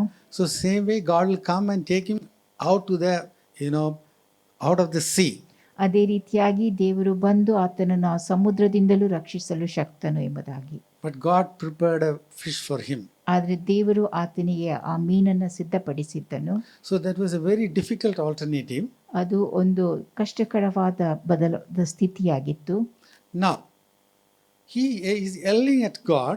ಆತನು ದೇವರನ್ನು ಗದರಿಸುತ್ತಿದ್ದನು. And saying that you are a merciful God, so you will change your words. You will change your words means if they repent, you will forgive them. ನೀನು ದಯಾಪೂರ್ಣನಾಗಿದ್ದಿ, ಅವರು ಪಶ್ಚಾತ್ತಾಪ ಪಟ್ಟಲ್ಲಿ ಅವರನ್ನು ಕ್ಷಮಿಸುತ್ತಿ. So what he is trying to say, you are a good God, you are a gracious God, you are a loving God, so I will do whatever I want to do. ನೀನು ದಯಾಮಯಾದ ದೇವರಾಗಿದ್ದಿ, ಕೃಪಾಪೂರ್ಣನಾಗಿದ್ದಿ, ಪ್ರೀತಿಯ ದೇವರಾಗಿದ್ದಿ, ಆ ಕಾರಣದಿಂದ ನನಗೇನು ಬೇಕೋ ಅದನ್ನು ನಾನು ಮಾಡುತ್ತೇನೆ ಎಂಬುದಾಗಿ. You told me I should go to Nineveh. ನೀ ನನಗೆ ಹೇಳಿದ್ದಿ ನಾನು ನಿನವೆಗೆ ಹೋಗಬೇಕೆಂಬುದಾಗಿ. But I am going to Tarshish. ಆದರೆ ನಾನು ತಾರ್ಷೀಸಿಗೆ ಹೋಗುತ್ತೇನೆ. Because of your unfailing love, you should not punish me. ನಿನ್ನ ಎಂದೂ ಬಿದ್ದು ಹೋಗದ ಪ್ರೀತಿಯ ನಿಮಿತ್ತವಾಗಿ ನಿನ್ನನ್ನು ಶಿಕ್ಷಿಸಕೂಡದು. I am a Christian. ನಾನು ಕ್ರೈಸ್ತನಾಗಿದ್ದೇನೆ. I am a believer. ನಾನು ವಿಶ್ವಾಸಿಯಾಗಿದ್ದೇನೆ. I will do whatever I want. ನನಗೇನು ಬೇಕೋ ಅದನ್ನು ನಾನು ಮಾಡುತ್ತೇನೆ. Lord, because of your rich mercy, you have to protect me all the time. ನೀನು ದಯೆಯಲ್ಲಿ ಐಶ್ವರ್ಯನಾಗಿದ್ದ ನಿಮಿತ್ತವಾಗಿ ನಿನ್ನನ್ನು ಕಾಪಾಡಬೇಕು. But the Bible says, ಆದರೆ ಸತ್ಯವೇದವು ಹೇಳುತ್ತದೆ, if any man be in Christ, he is a new creation. ಯಾವನಾದರೂ ಕ್ರಿಸ್ತನಲ್ಲಿದ್ದಲ್ಲಿ ಆತನು ನೂತನ ಸೃಷ್ಟಿಯಾಗಿದ್ದಾನೆ. All things are passed away. ಹಳೆಯ ಸಂಗತಿಗಳೆಲ್ಲವೂ ಹೋಗಿವೆ, Because everything has become new. ಇಗೋ ಎಲ್ಲವೂ ನೂತನವಾಗಿದೆ. Amen. Hallelujah. So when God has made us a new creation, ದೇವರು ನಮ್ಮನ್ನು ನೂತನ ಸೃಷ್ಟಿಯನ್ನಾಗಿ ಮಾಡಿದಾಗ we cannot do the things of the world. ಲೋಕವು ಮಾಡುವಂಥ ಸಂಗತಿಗಳನ್ನು ನಾವು ಮಾಡಕೂಡದು. Amen. Hallelujah. Hallelujah. If you have become a child of God, you have to behave like a child of God. ನೀವು ದೇವರ ಮಕ್ಕಳಾದಾಗ ದೇವರ ಮಕ್ಕಳಂತೆ ವರ್ತಿಸಬೇಕು. Amen. Hallelujah. Romans 8:29, it says that we have been conformed to the image of God. ರೋಮ 8:26 ಹೇಳುವಂತೆ ನಾವು ದೇವರ ಸಾರೂಪ್ಯಕ್ಕೆ ಸೇರಿಸಲ್ಪಟ್ಟಿದ್ದೇವೆ ಎಂಬುದಾಗಿ. That means you are like a duplicate Jesus Christ. ನೀವು ನಕಲಿ ಯೇಸು ಕ್ರಿಸ್ತನಂತೆ. Amen. Hallelujah. So that's what we have been called for. ನಾವು ಅದಕ್ಕಾಗಿ ಕರೆಯಲ್ಪಟ್ಟವರಾಗಿದ್ದೇವೆ. Jonah knew that God is a unfailing, loving God. ಯೋನನಿಗೆ ತಿಳಿದಿತ್ತು ದೇವರ ಪ್ರೀತಿ ಅದು ಎಂದೂ ಬಿದ್ದು ಹೋಗದ ಪ್ರೀತಿ ಎಂಬುದು. So he thought he will try to take advantage of that. ಅದರ ಪ್ರಯೋಜನವನ್ನು ತಾನು ಪಡೆಯುತ್ತೇನೆ ಎಂಬುದಾಗಿ ಯೋನನು ಭಾವಿಸಿದ್ದನು. Yes, God is a God of grace. ಹೌದು, ದೇವರು ದಯೆಯುಳ್ಳವನಾಗಿದ್ದಾನೆ. God is a God of mercy. ಆತನು ಕನಿಕರಿಸುವ ದೇವರಾಗಿದ್ದಾನೆ. But we cannot continue in sin. ಆದರೆ ನಾವು ಪಾಪದಲ್ಲಿ ಮುಂದುವರಿಯಲು ಸಾಧ್ಯವಿಲ್ಲ. Can I have an amen? Hallelujah. Right now let's read Romans chapter 5 verse 17. ರೋಮಪುರದವರಿಗೆ ಬರೆದ ಪತ್ರಿಕೆ 5:17 ಓದುವ.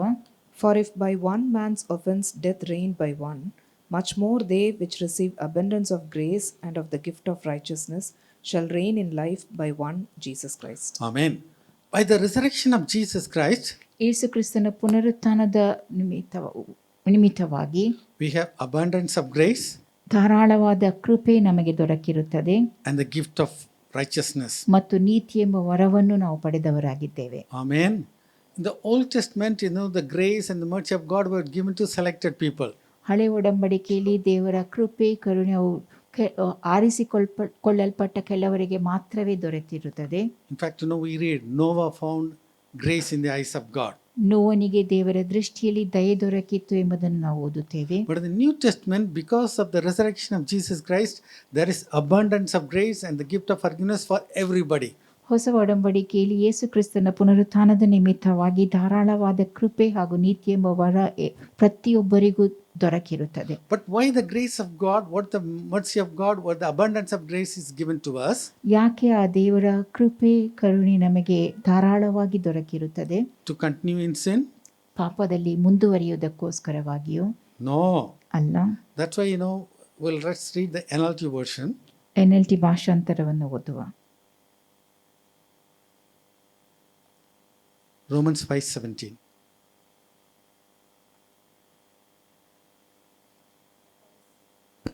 For the sin of this one man, Adam, caused death to rule over many. But even greater is God's wonderful grace and his gift of righteousness. For all who receive it will live in triumph over sin and death through this one man, Jesus Christ. Amen. We have received wonderful grace and his gift of righteousness. ನಾವು ಅದ್ಭುತವಾದ ಕೃಪೆಯನ್ನು ಆತನ ನೀತಿಯ ವರವನ್ನು ಪಡೆದುಕೊಂಡಿದ್ದೇವೆ. For all who receive it will live in triumph over sin and death. ಅದನ್ನು ಪಡೆಕೊಂಡವರೆಲ್ಲರೂ ಪಾಪ ಹಾಗೂ ಮರಣದ ವೇಳೆ ಜಯಗಳಿಸಿ ಜೀವಿಸುತ್ತಾರೆ. Amen. Why that abundance of grace, why the mercy of God is given to us? ಯಾಕೆ ದೇವರ ಧಾರಾಳವಾದ ಕೃಪೆ ಹಾಗೂ ನೀತಿ ನಮಗೆ ದೊರಕಿರುತ್ತದೆ? So that we will be overcome over every sin what the devil is trying to bring against us. ಸೈತಾನನು ನಮ್ಮ ಮೇಲೆ ತರುವಂತ ಎಲ್ಲಾ ಪಾಪದ ಮೇಲೆ ನಾವು ಜಯಗಳಿಸುವುದಕ್ಕಾಗಿ. So we are more than conquerors in every situation. ಪ್ರತಿ ಪರಿಸ್ಥಿತಿಯಲ್ಲಿಯೂ ನಾವು ಪೂರ್ಣ ಜಯಶಾಲಿಗಳಾಗಿರುತ್ತೇವೆ. Amen. Hallelujah. So we cannot be like Jonah. ನಾವು ಯೋನನಂತಿರಲು ಸಾಧ್ಯವಿಲ್ಲ. He says, I fear God, and he never feared God. ಆತನು ಹೇಳಿದ್ದು ನಾನು ದೇವರಿಗೆ ಭಯಪಡುತ್ತೇನೆ ಎಂಬುದಾಗಿ, ಆದರೆ ಆತನೆಂದೂ ದೇವರಿಗೆ ಭಯಪಟ್ಟಿರಲಿಲ್ಲ. So when we say we are the children of God, our character has to show that. ನಾವು ದೇವರ ಮಕ್ಕಳು ಎಂಬುದಾಗಿ ಹೇಳುವಾಗ ನಮ್ಮ ಸ್ವಭಾವ ಅದನ್ನು ತೋರಿಸಿಕೊಡಬೇಕು. Right. He was sleeping in the boat. ಆತನು ಹಡಗಿನಲ್ಲಿ ನಿದ್ರಿಸುತ್ತಿದ್ದನು. The ship master has to come and wake him up. ಹಡಗಿನ ಯಜಮಾನನು ಬಂದು ಆತನನ್ನು ಎದ್ದೇಳುವಂತೆ ಮಾಡಬೇಕಾಯಿತು. But now he is going to a different place. ಈಗ ಆತನು ಬೇರೊಂದು ಸ್ಥಳಕ್ಕೆ ಹೋಗುತ್ತಾನೆ. Automatically he is able to pray. ತನ್ನಿಂದ ತಾನೇ ಆತನು ಪ್ರಾರ್ಥಿಸುವುದಕ್ಕೆ ಸಾಧ್ಯವಾಗುತ್ತದೆ. Out of the belly of the Sheol I cried for help, and you heard my voice. ಪಾತಾಳದ ಗರ್ಭದೊಳಗಿಂದ ನಾನು ನಿನಗೆ ಮೊರೆ ಇಟ್ಟೆನು, ನೀ ನನ್ನ ಪ್ರಾರ್ಥನೆಗೆ ಉತ್ತರಿಸಿದಿ. Right, now let's come to chapter 2. ಅಧ್ಯಾಯ 2 ಕಡೆಗೆ ಬರೋಣ. Then Jonah prayed unto the Lord his God out of the fish's belly, and said, I cried by reason of mine affliction unto the Lord, and he heard me. Out of the belly of hell cried I, and thou heardest my voice. Yeah. NLT. You go to verse 7. When my soul fainted within me, I remembered the Lord, and my prayer came in unto thee into thine holy temple. Verse 9. But I will sacrifice unto thee with the voice of thanksgiving. I will pay that I have vowed. Salvation is of the Lord. Right. When everybody has to pray, he was sleeping. ಎಲ್ಲರೂ ಪ್ರಾರ್ಥಿಸಬೇಕಾಗಿದ್ದ ಸಮಯದಲ್ಲಿ ಆತನು ನಿದ್ರಿಸುತ್ತಿದ್ದನು. But now he is able to pray peacefully. ಈಗ ಆತನು ಸಮಾಧಾನದಿಂದ ಪ್ರಾರ್ಥಿಸುವುದಕ್ಕೆ ಸಾಧ್ಯವಾಗುತ್ತದೆ. Where is he now? ಈಗ ಆತನು ಎಲ್ಲಿದ್ದನು? In the belly of the fish. ಆತನು ಮೀನಿನ ಹೊಟ್ಟೆಯೊಳಗಿದ್ದನು. Amen. Was it the will of God? ದೇವರ ಚಿತ್ತವೇನಾಗಿತ್ತು? It was not the will of God. ಅದು ದೇವರ ಚಿತ್ತವಾಗಿರಲಿಲ್ಲ. But God loved him so much. ಆದರೆ ದೇವರು ಆತನನ್ನು ಅಷ್ಟಾಗಿ ಪ್ರೀತಿಸುತ್ತಿದ್ದನು. God called him to the ministry. ದೇವರು ಸೇವೆಗೋಸ್ಕರವಾಗಿ ಆತನನ್ನು ಕರೆದಿದ್ದನು. It is the unfailing love of God wanted to bring him back to the ministry. ದೇವರ ಎಂದೂ ಬಿದ್ದು ಹೋಗದ ಆ ಪ್ರೀತಿ ಆತನನ್ನು ಸೇವೆಗೆ ಮತ್ತೆ ಹಿಂತಿರುಗಿ ಬರುವಂತೆ ಮಾಡಿತು. Amen. Hallelujah. Now we are the people, we are the end time generation. We have to stand in the gap, we have to pray for the people. ನಾವು ಅಂತ್ಯಕಾಲದ ಸಂತತಿಯವರಾಗಿದ್ದೇವೆ. ಒಡಕಿನಲ್ಲಿ ನಿಂತು ಜನರಿಗೋಸ್ಕರವಾಗಿ ಪ್ರಾರ್ಥಿಸಬೇಕಾಗಿದೆ. You cannot be like Jonah. ನಾವು ಯೋನನಂತಿರಲು ಸಾಧ್ಯವಿಲ್ಲ. If you don't pray, you will be sleeping. ನೀವು ಪ್ರಾರ್ಥಿಸದೆ ಹೋದಲ್ಲಿ ನಿದ್ರಿಸುತ್ತೀರಿ. If you are sleeping more, you cannot pray. ನೀವು ಹೆಚ್ಚು ನಿದ್ರಿಸಿದಲ್ಲಿ ಪ್ರಾರ್ಥಿಸಲು ಸಾಧ್ಯವಿಲ್ಲ. So if you have a vision of the coming great revival, you will not sleep like Jonah. ಬರಲಿರುವ ದೊಡ್ಡ ಉಜ್ಜೀವನದ ದರ್ಶನ ನಿಮಗಿರುವುದಾದಲ್ಲಿ ನೀವು ಯೋನನಂತೆ ನಿದ್ರಿಸುವುದಿಲ್ಲ. Amen. Going to the belly of the fish is not the will of God. ಮೀನಿನ ಹೊಟ್ಟೆಯೊಳಗೆ ಹೋಗುವಂತಹದ್ದು ದೇವರ ಚಿತ್ತವಾಗಿರಲಿಲ್ಲ. But if you tell God, God, I want to pray well, I want to go into the belly of the fish, God has no other way. ಆದರೆ ಪ್ರಾರ್ಥಿಸುವುದಕ್ಕಾಗಿ ನಾನು ಮೀನಿನ ಹೊಟ್ಟೆಯೊಳಗೆ ಹೋಗಬೇಕೆಂಬುದಾಗಿ ನೀವು ಹೇಳುವುದಾದರೆ ಅಲ್ಲಿ ದೇವರಿಗೆ ಬೇರೆ ಮಾರ್ಗವಿಲ್ಲ. But the objective of the message is that nobody should go to the belly of the fish. ಈ ಸಂದೇಶದ ಉದ್ದೇಶ ಯಾರೂ ಮೀನಿನ ಹೊಟ್ಟೆಯೊಳಗೆ ಹೋಗಕೂಡದು. Amen. That's a nice place you can pray very well like Jonah. ಅದು ಒಳ್ಳೆಯ ಸ್ಥಳ. ಯೋನನಂತೆ ನೀವು ಚೆನ್ನಾಗಿ ಪ್ರಾರ್ಥಿಸಲು ಸಾಧ್ಯ. From the situation where you are there, you have to totally change as a prayer warrior for the nations. ನೀವು ಯಾವ ಪರಿಸ್ಥಿತಿಯಲ್ಲಿದ್ದೀರೋ ಅಲ್ಲಿಂದ ಎದ್ದು ಬಂದು ದೇವರ ದೇಶಕ್ಕೋಸ್ಕರವಾಗಿ ಪ್ರಾರ್ಥಿಸುವ ವೀರರಾಗಬೇಕು. Amen. Hallelujah. You can pray now. ಈಗ ನೀವು ಪ್ರಾರ್ಥಿಸಬಹುದು. Or unnecessary problems, trials, tribulations will come. That time prayer will come automatically. ಇಲ್ಲದೆ ಹೋದಲ್ಲಿ ಅನಗತ್ಯವಾಗಿ ಕಷ್ಟ, ಸಂಕಟ, ಸಮಸ್ಯೆಗಳು ಬರುತ್ತವೆ. ಆಗ ನೀವು ಪ್ರಾರ್ಥಿಸುವುದಕ್ಕೆ ಸಾಧ್ಯವಾಗುತ್ತದೆ. Today is the day of salvation. ಇಂದೇ ರಕ್ಷಣಾ ದಿನವಾಗಿದೆ. Amen. Hallelujah. We have to have a turning point in our prayer life today. ನಮ್ಮ ಪ್ರಾರ್ಥನಾ ಜೀವಿತದಲ್ಲಿ ಇಂದೇ ತಿರುವು ಬಿಂದು ಉಂಟಾಗಬೇಕು. Amen. Hallelujah. Or you may go to the belly of the fish and decide. ಇಲ್ಲದೆ ಹೋದಲ್ಲಿ ನೀವು ಮೀನಿನ ಹೊಟ್ಟೆಯೊಳಗೆ ಹೋಗುವಿರಿ, ನೀವೇ ನಿರ್ಧಾರ ಮಾಡಿ. That is not the will of God. ಅದು ದೇವರ ಚಿತ್ತವಲ್ಲ. If you listen to the voice of God, you will turn today. ನೀವು ದೇವರ ಸ್ವರಕ್ಕೆ ಕಿವಿಗೊಟ್ಟರೆ ಇಂದು ನೀವು ಬದಲಾಗುವಿರಿ. We are going to pray for 21 days, Now- fasting and praying for 21 days. ನಾವು 21 ದಿನಗಳ ಕಾಲ ಉಪವಾಸ ಮಾಡಿ ಪ್ರಾರ್ಥಿಸಲಿದ್ದೇವೆ. Your dedication is a must for this prayer. ಈ ಪ್ರಾರ್ಥನೆಗೆ ನಿಮ್ಮನ್ನು ನೀವು ಸಿದ್ಧಪಡಿಸಿಕೊಳ್ಳುವಂತಹದ್ದು, ಪ್ರತಿಷ್ಠಿಸಿಕೊಳ್ಳುವಂತಹದ್ದು ಖಂಡಿತವಾಗಿಯೂ ಬೇಕಾಗಿದೆ. Your sacrifice is a must. ನಿಮ್ಮ ತ್ಯಾಗ ಅದು ಬೇಕಾಗಿದೆ. Amen. There will be so many things will be attracting you. ಅನೇಕ ಸಂಗತಿಗಳು ನಿಮ್ಮನ್ನು ಆಕರ್ಷಿಸಬಹುದು.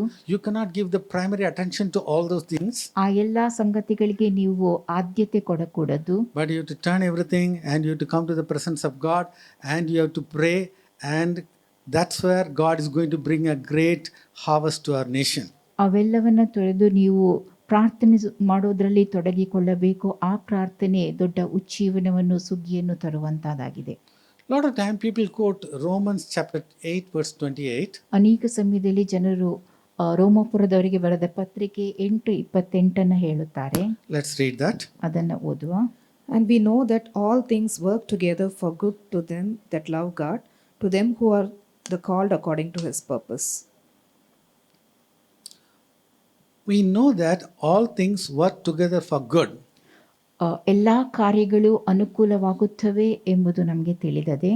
It's like, Jonah saying that I went to the belly of the fish and that's why I was able to pray. So that is the will of God. That's a good thing. ನಾನು ಮೀನಿನ ಹೊಟ್ಟೆಯೊಳಗೆ ಹೋದೆ, ಅಲ್ಲಿ ನನಗೆ ಪ್ರಾರ್ಥಿಸುವುದು ಸಾಧ್ಯವಾಯಿತು, ಅದು ದೇವರ ಚಿತ್ತ ಎಂಬುದಾಗಿ ಆತನು ಹೇಳುವಂತಹದ್ದು. No, that's not the will of God. ಇಲ್ಲ, ಅದು ದೇವರ ಚಿತ್ತವಾಗಿರಲಿಲ್ಲ. That is the foolishness of Jonah.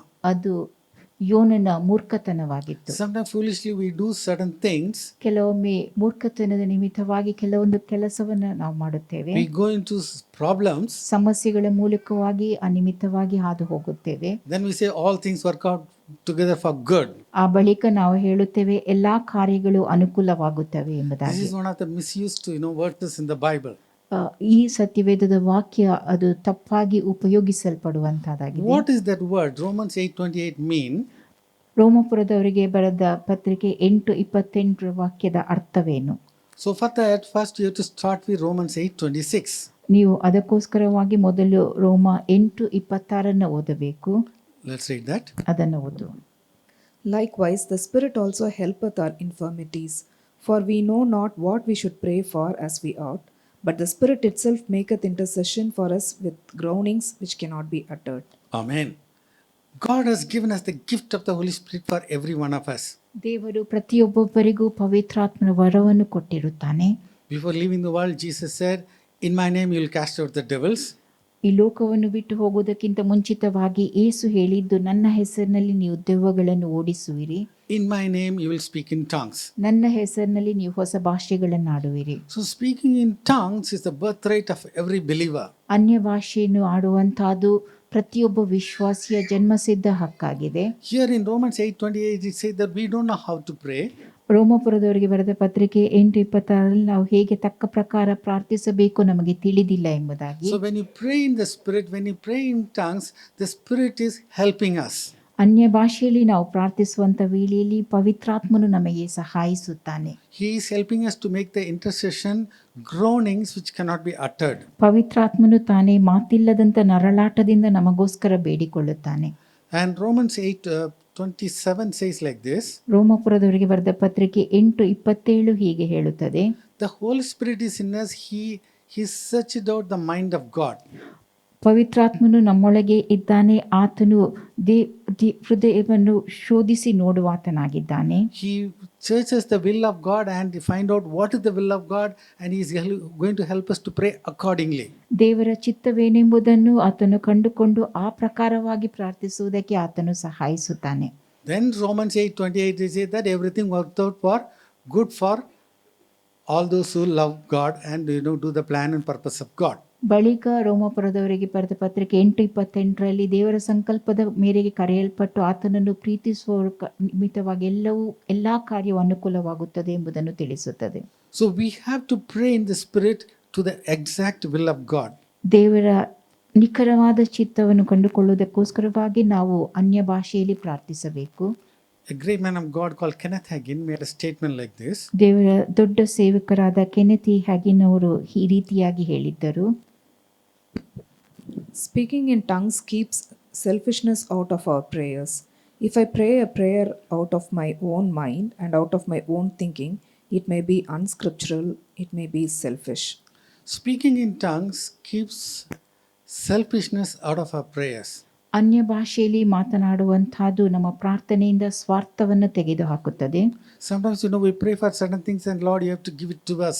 ಕೆಲವೇ ನಾವು ಕೆಲಸ ಸಂಗತಿಗಳಿಗಾಗಿ ಪ್ರಾರ್ಥಿಸಿ ದೇವರೇ ಇದನ್ನು ನನಗೆ ಕೊಡಬೇಕು ಎಂಬುದಾಗಿ ಹೇಳುತ್ತೇವೆ. But when you pray in these tongues, the Holy Spirit searches the mind of God and we are praying according to the will of God. ನಾವು ಅನ್ಯ ಭಾಷೆಯಲ್ಲಿ ಪ್ರಾರ್ಥಿಸುವಂತ ವೇಳೆಯಲ್ಲಿ ಪವಿತ್ರಾತ್ಮನು ದೇವರ ಮನಸ್ಸನ್ನ ಹುಡುಕಿ ಅದರ ಪ್ರಕಾರವಾಗಿ ಪ್ರಾರ್ಥಿಸಲು ಸಹಾಯಿಸ್ತಾನೆ. So, one of the greatest benefits of praying in tongues is that it removes selfishness out of our mind. ಅನ್ಯ ಭಾಷೆಯಲ್ಲಿ ಮಾತನಾಡುವುದರ ದೊಡ್ಡ ಪ್ರಯೋಜನ ಅದು ಸ್ವಾರ್ಥವನ್ನು ನಮ್ಮ ಮನಸ್ಸಿನಿಂದ ತೆಗೆದುಹಾಕುವಂತಹದ್ದು. One more thing he said, ಮತ್ತೊಂದು ಸಂಗತಿಯನ್ನು ಆತನು ಹೇಳುತ್ತಾನೆ. Many times, when people have prayed out of their own minds, they have changed things that actually were not the will of God and were not best for them. Amen. So, all the time, we know how to pray, but when you pray in the Spirit, we are doing exactly the will of God. ಎಲ್ಲ ಸಮಯದಲ್ಲಿ ಹೀಗೆ ಪ್ರಾರ್ಥಿಸುವುದೆಂಬುದು ನಮಗೆ ತಿಳಿದಿರುತ್ತದೆ. ಆದರೆ ನಾವು ಅನ್ಯ ಭಾಷೆಯಲ್ಲಿ ಮಾತನಾಡುವಾಗ ನಾವು ದೇವರ ಚಿತ್ತಾನುಸಾರವಾಗಿ ಪ್ರಾರ್ಥಿಸುತ್ತೇವೆ. Once a man of God went to Russia. ಒಮ್ಮೆ ದೇವ ಸೇವಕರೊಬ್ಬರು ರಷ್ಯಾಕ್ಕೆ ಹೋಗಿದ್ದರು. He started preaching the gospel of Jesus Christ. ಅವರು ಯೇಸು ಕ್ರಿಸ್ತನ ಸುವಾರ್ತೆಯನ್ನು ಸಾರಲಾರಂಭಿಸಿದರು. They told him, "Nay, you cannot preach about Jesus here." ಅವರು ಹೇಳಿರುವಂತಹದ್ದು ಇಲ್ಲಿ ಯೇಸು ಕ್ರಿಸ್ತನನ್ನು ನೀನು ಬೋಧಿಸಕೂಡದು ಎಂಬುದಾಗಿ. He kept on preaching. ಆದರೆ ಅವರು ಬೋಧಿಸುವುದನ್ನು ಮುಂದುವರಿಸಿದರು. The next day he kept on preaching. ಮುಂದಿನ ದಿನಗಳಲ್ಲಿ ಅವರು ಬೋಧಿಸುತ್ತಲೇ ಇದ್ದರು. They told him, "No, it is a capital punishment." ಇದು ಮರಣದಂಡನೆಯ ಶಿಕ್ಷೆಯನ್ನುಂಟು ಮಾಡುತ್ತದೆ ಎಂಬುದಾಗಿ ಅವರು ತಿಳಿಸಿದರು. He was not bothered. He kept on preaching. ಅವರು ಆ ಕುರಿತಾಗಿ ಚಿಂತಿಸದೆ ಬೋಧಿಸುತ್ತಾ ಮುಂದುವರೆದರು. So they caught him, they tried him, and they said he should be killed by shooting. ಅವರನ್ನು ಹಿಡಿದು ವಿಚಾರಣೆ ನಡೆಸಿ ಅವರನ್ನು ಗುಂಡಿಕ್ಕಿ ಕೊಲ್ಲಬೇಕೆಂಬುದಾಗಿ ಅಂತ ಶಿಕ್ಷೆಯನ್ನು ಕೊಟ್ಟರು. So he was kept behind against the wall. ಅವರನ್ನು ಆ ಗೋಡೆಯ ಬದಿಗೆ ಒತ್ತಿಟ್ಟಿದ್ದರು. Here the soldiers are ready. They were ready to fire. ಇಲ್ಲಿ ಸೈನಿಕರು ಗುಂಡಿಕ್ಕಲು ಸಿದ್ಧರಾಗಿದ್ದರು. And they told, "What is the final wish? We'll give you." ನಿನ್ನ ಕೊನೆಯ ಆಶೆ ಯಾವುದು ಹೇಳು, ಅದನ್ನು ನಾವು ನಿನಗೆ ಕೊಡುತ್ತೇವೆ. He said, "No, I want to pray." ಅವರು ಹೇಳಿದ್ದು ನಾನು ಪ್ರಾರ್ಥಿಸಬೇಕು ಎಂಬುದಾಗಿ. So the man of God knows this is his final prayer. ದೇವ ಸೇವಕರಿಗೆ ಇದು ತನ್ನ ಕೊನೆಯ ಪ್ರಾರ್ಥನೆ ಎಂಬುದು ತಿಳಿದಿತ್ತು. He started praying fervently with all his heart. ಅವರು ಪೂರ್ಣ ಮನಸ್ಸಿನಿಂದ ಪ್ರಾರ್ಥಿಸಲಾರಂಭಿಸಿದರು. He started praying in English. ಅವರು ಇಂಗ್ಲಿಷ್ನಲ್ಲಿ ಪ್ರಾರ್ಥಿಸಲಾರಂಭಿಸಿದರು. Then slowly he slipped into praying in tongues. ಬಳಿಕ ನಿಧಾನವಾಗಿ ಅವರು ಅನ್ಯ ಭಾಷೆಯಲ್ಲಿ ಮಾತನಾಡಲಾರಂಭಿಸಿದರು. Because he knew that, it's his final prayer. He prayed and prayed and prayed with all his might. ಇದು ಅವರ ಕೊನೆಯ ಪ್ರಾರ್ಥನೆ ಎಂಬುದಾಗಿ ತಿಳಿದಿತ್ತು. ಅವರು ಪ್ರಾರ್ಥಿಸುತ್ತಾ ಪೂರ್ಣ ಮನಸ್ಸಿಂದ ಮನಪೂರ್ವಕವಾಗಿ ಪ್ರಾರ್ಥಿಸಿದರು. Then finally he finished his prayer. ಕೊನೆಯದಾಗಿ ಅವರು ತಮ್ಮ ಪ್ರಾರ್ಥನೆಯನ್ನ ಮುಗಿಸಿದರು. He thought now the bullets are going to hit him. ಗುಂಡು ಆತನನ್ನು ಬಡಿಯುತ್ತದೆ ಎಂಬುದಾಗಿ ಅವರು ಭಾವಿಸಿದರು. He was waiting. ಅದಕ್ಕಾಗಿ ಕಾದರು. Patiently waiting. ತಾಳ್ಮೆಯಿಂದ ಕಾದರು. But nothing has come. ಆದರೆ ಏನು ಬರಲಿಲ್ಲ. He was waiting. What happened? ಏನಾಯಿತು ಎಂಬುದಾಗಿ ಕಾದು ನೋಡಿದರು. Then he opened that blindfold and he started seeing. ಅವರು ಕಣ್ಣಿಗೆ ಕಟ್ಟಿದಂತ ಬಟ್ಟೆಯನ್ನು ತೆಗೆದು ನೋಡಿದರು. All the guns were there. The soldiers were missing. ಅಲ್ಲಿ ಎಲ್ಲ ಬಂದೂಕುಗಳಿದ್ದವು, ಆದರೆ ಸೈನಿಕರು ಯಾರೂ ಇರಲಿಲ್ಲ. Then the translator told him, "Hey, do you know Russian language?" ಅಲ್ಲಿ ಭಾಷಾಂತರ ಮಾಡುವವರು ಹೇಳಿದ್ರು, ನಿನಗೆ ರಷ್ಯಾದ ಭಾಷೆ ತಿಳಿದದೆಯೋ? He said, "No, I don't." ಅವರು ಹೇಳಿದ್ದು ನನಗೆ ಇಲ್ಲ, ಗೊತ್ತಿಲ್ಲ ಎಂಬುದಾಗಿ. He said, "No, you spoke in Russian language now." ಅವರೀಗ ಹೇಳಿದ್ದು, ನೀನು ಈಗ ತಾನೇ ರಷ್ಯಾದ ಭಾಷೆಯಲ್ಲಿ ಮಾತನಾಡಿದಿ. You spoke in Russian language and said that if anybody shoots at me, the bullets will come from heaven to you directly. ನೀನು ರಷ್ಯಾದ ಭಾಷೆಯಲ್ಲಿ ಮಾತನಾಡಿ ಹೇಳಿದ್ದು, ಯಾರಾದರೂ ನನಗೆ ಗುಂಡಿಕ್ಕಿ ಕೊಂದಲ್ಲಿ ಪರಲೋಕದಿಂದ ಗುಂಡು ಬಂದು ಅವರನ್ನು ಬಡಿಯುವುದು ಎಂಬುದಾಗಿ. So when he prayed in the spirit, ಅನ್ಯ ಭಾಷೆಯಲ್ಲಿ ಅವರು ಪ್ರಾರ್ಥಿಸಿದಾಗ he spoke in the Russian language. ಅವರು ರಷ್ಯಾದ ಭಾಷೆಯಲ್ಲಿ ಮಾತನಾಡಿದರು. So one of his relatives, he is giving the testimony. ಅವರೊಬ್ಬರು ಸಂಬಂಧಿಕರು ಈ ಸಾಕ್ಷಿಯನ್ನು ಹೇಳುತ್ತಿದ್ದರು. I want you to listen to this testimony. ಆ ಸಾಕ್ಷಿಯನ್ನು ನೀವು ಕೇಳಬೇಕೆಂಬುದಾಗಿ ನಾನು ಬಯಸುತ್ತೇನೆ. My great grandfather, he had a testimony. He was preaching Jesus. And he was preaching Jesus in Russia, where they forbid the preaching of Jesus. And they said, if you don't stop preaching Jesus, you're going to be in trouble. And they let him go. He'd keep preaching Jesus. And they called him again the next day. If you don't stop preaching Jesus, you're going to have to answer for it. And he kept preaching Jesus. He did it 4 or 5 times. Finally, they caught him. They said, we told you, it's a capital offense. They tried him, and they found him guilty. They took him to a wall and lined up men with guns in front of him. And they said, we're going to kill you because you will not stop, and you've committed a capital crime against the state. Do you have any last requests? And Sixth Dimension, A.D. Urshan, said, can I pray? Yep, go ahead and pray, then we're going to kill you. And he began to pray. And when your life is on the line, I imagine you develop a prayer life. And he thanked God. And he worshiped God. And he lifted up his voice to the God of heaven. And if I'm going to die, let me die in the service of my King. Halfway through it, he started talking in tongues. If I'm going to die, let me die speaking in tongues. And the Holy Ghost came on that little Middle Eastern preacher in a foreign land. When he got done, he braced himself for the impact of the bullets, and they didn't come. And when he pulled his blindfold up, the guns were laying on the ground, and there were no more soldiers. And the interpreter looked at him and said, preacher, you told me you didn't speak Russian.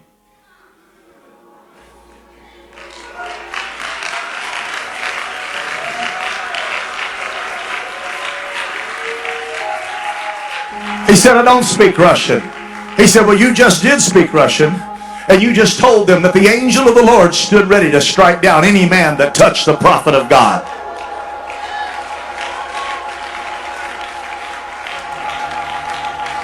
I'm trying to tell somebody, you got to raise your level. You got to come up out of that first dimension. You got to come up out of that second dimension. You got to come up out of that third dimension. You got to walk in the Holy Ghost. You got to walk in the authority of the heavenly pattern. Hallelujah. Amen. So, God has given us the gift of the Holy Spirit. ದೇವರು ನಮಗೆ ಪವಿತ್ರಾತ್ಮ ವರವನ್ನು ಕೊಟ್ಟಿರುತ್ತಾನೆ. So, we have to pray in tongues all the time. As Apostle Paul says, I speak in tongues more than you all. ನಾವು ಎಲ್ಲಾ ಸಮಯದಲ್ಲಿಯೂ ಅನ್ಯ ಭಾಷೆಯಲ್ಲಿ ಪ್ರಾರ್ಥಿಸಬೇಕು. ಅಪೊಸ್ತಲನಾದ ಪೌಲನು ಹೇಳಿರುವಂತಹದ್ದು, ನಿಮ್ಮೆಲ್ಲರಿಗಿಂತಲೂ ಹೆಚ್ಚಾಗಿ ನಾನು ವಾಣಿಗಳನ್ನು ಆಡುತ್ತೇನೆ So ಎಂಬುದಾಗಿ. we have to complete this journey doing the perfect will of God, and you should get the full reward in heaven. ನಾವು ನಮ್ಮ ಈ ಜೀವನದ ಪ್ರಯಾಣವನ್ನು ದೇವರ ಪರಿಪೂರ್ಣವಾದ ಚಿತ್ತವನ್ನು ನೆರವೇರಿಸುತ್ತಾ ಬಾಳಬೇಕು. ಕೊನೆಯಲ್ಲಿ ಆತನಿಂದ ಪ್ರತಿಫಲವನ್ನು ಹೊಂದಿಕೊಳ್ಳುತ್ತೇವೆ. Right. What happened to Jonah? ಯೋನನೊಂದಿಗೆ ಏನು ನಡೆಯಿತು? What happened to the city of Nineveh? Nineveh ಪಟ್ಟಣಕ್ಕೆ ಏನಾಯಿತು? God saw their works. ದೇವರು ಅವರ ಕೆಲಸವನ್ನು ನೋಡಿದನು. That they turned from their evil way. ಅವರು ತಮ್ಮ ದುರ್ಮಾರ್ಗವನ್ನು ಬಿಟ್ಟರು. God saw their works. ದೇವರು ಅವರ ಕೆಲಸವನ್ನು ನೋಡಿದನು. That's what we read in the 3rd chapter. 3ನೇ ಅಧ್ಯಾಯದಲ್ಲಿ ನಾವು ಅದನ್ನು ನೋಡುತ್ತೇವೆ. Right. Now, Jonah is supposed to go and preach the gospel to Nineveh. ಯೋನನು ಹೋಗಿ ನಿನವೆಗೆ ಸುವಾರ್ತೆಯನ್ನು ಸಾರಬೇಕಾಗಿತ್ತು. Now, Nineveh was an exceeding great city of 3 days journey. ನಿನವೆಗೆ ತಲುಪಬೇಕಾದಲ್ಲಿ 3 ದಿನಗಳ ಪ್ರಯಾಣ ತಗಲುತ್ತಿತ್ತು. One day, how many miles can you walk? ಒಂದು ದಿನದಲ್ಲಿ ಎಷ್ಟು mile ನಾವು ನಡೆಯಲು ಸಾಧ್ಯ? 20 miles. Now 3 days journey, how many miles? ಮೂರು ದಿನದ ಪ್ರಯಾಣ Breadth and the breadth of the city. 3 ದಿನಗಳಷ್ಟು ಪ್ರಯಾಣ ಎಂಬುದಾಗಿ ಹೇಳುವಾಗ ಆ ಪಟ್ಟಣದ ಉದ್ದ ಅಗಲ ಎಷ್ಟಿದ್ದಿರಬಹುದು? It's a huge city. ಅದು ದೊಡ್ಡ ಪಟ್ಟಣವಾಗಿತ್ತು. Right. Now, I'm going to ask you a question. ನಾನೊಂದು ಪ್ರಶ್ನೆಯನ್ನು ನಿಮ್ಮೊಡನೆ ಕೇಳುತ್ತೇನೆ. What was the preaching of Jonah? ಯೋನನ ಬೋಧನೆ ಏನಾಗಿತ್ತು? Repent, receive the kingdom of God. ಪಶ್ಚಾತ್ತಾಪ ಪಟ್ಟು ದೇವರ ರಾಜ್ಯವನ್ನು ಪಡೆದುಕೊಳ್ಳಿರಿ ಎಂಬುದೇ. What did he preach? ಆತನು ಏನು ಬೋಧಿಸಿದನು?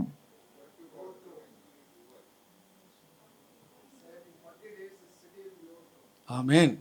So that's what he said. Yet 40 days, Nineveh shall be overthrown.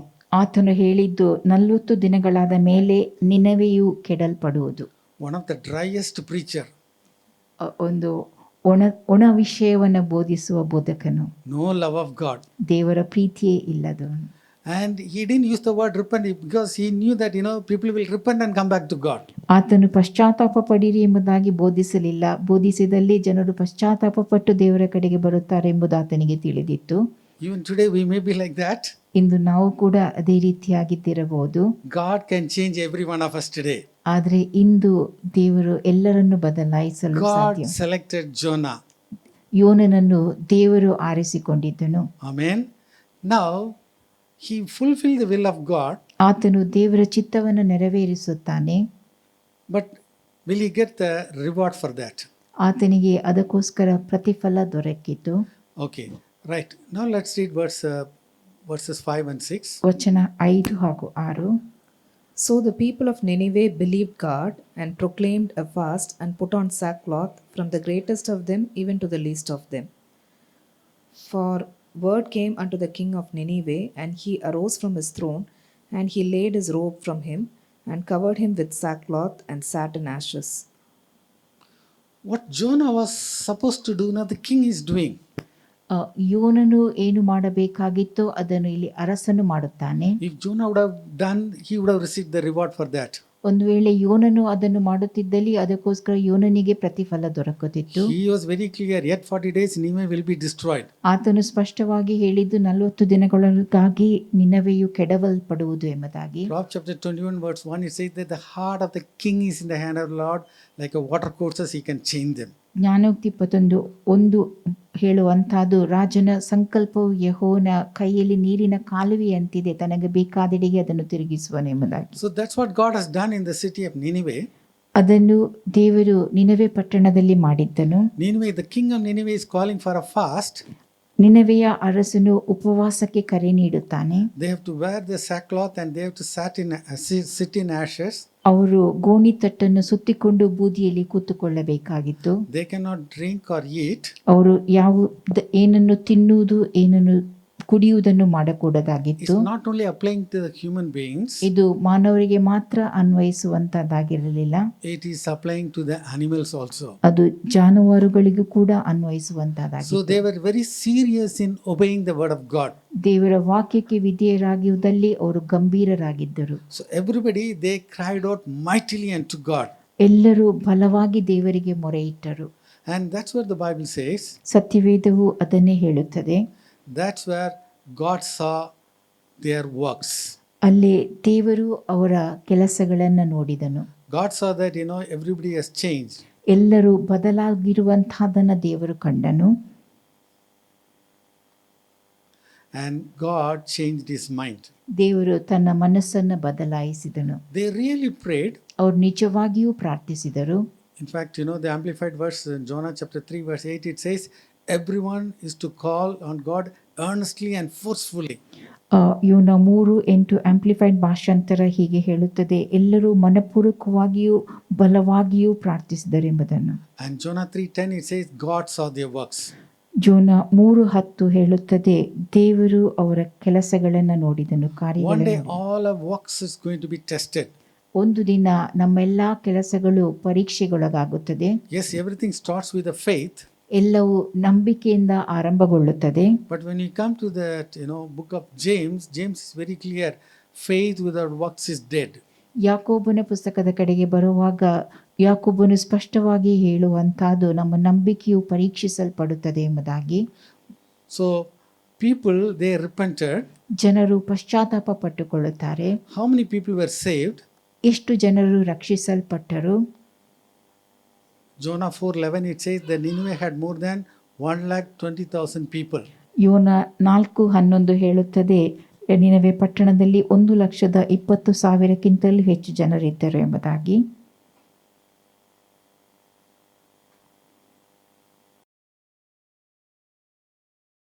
This is a familiar figure to us. ಇದು ನಮಗೆಲ್ಲರಿಗೂ ತಿಳಿದಂತ ಸಂಖ್ಯೆಯಾಗಿದೆ. We have 10 times more people in our Udupi district. ನಮ್ಮ ಉಡುಪಿ ಜಿಲ್ಲೆಯಲ್ಲಿ ಅದಕ್ಕಿಂತಲೂ 10 ಪಾಲು ಹೆಚ್ಚು ಜನರಿದ್ದಾರೆ. Now, all the people were saved. ಎಲ್ಲರೂ ರಕ್ಷಿಸಲ್ಪಟ್ಟಿದ್ದರು. Amen.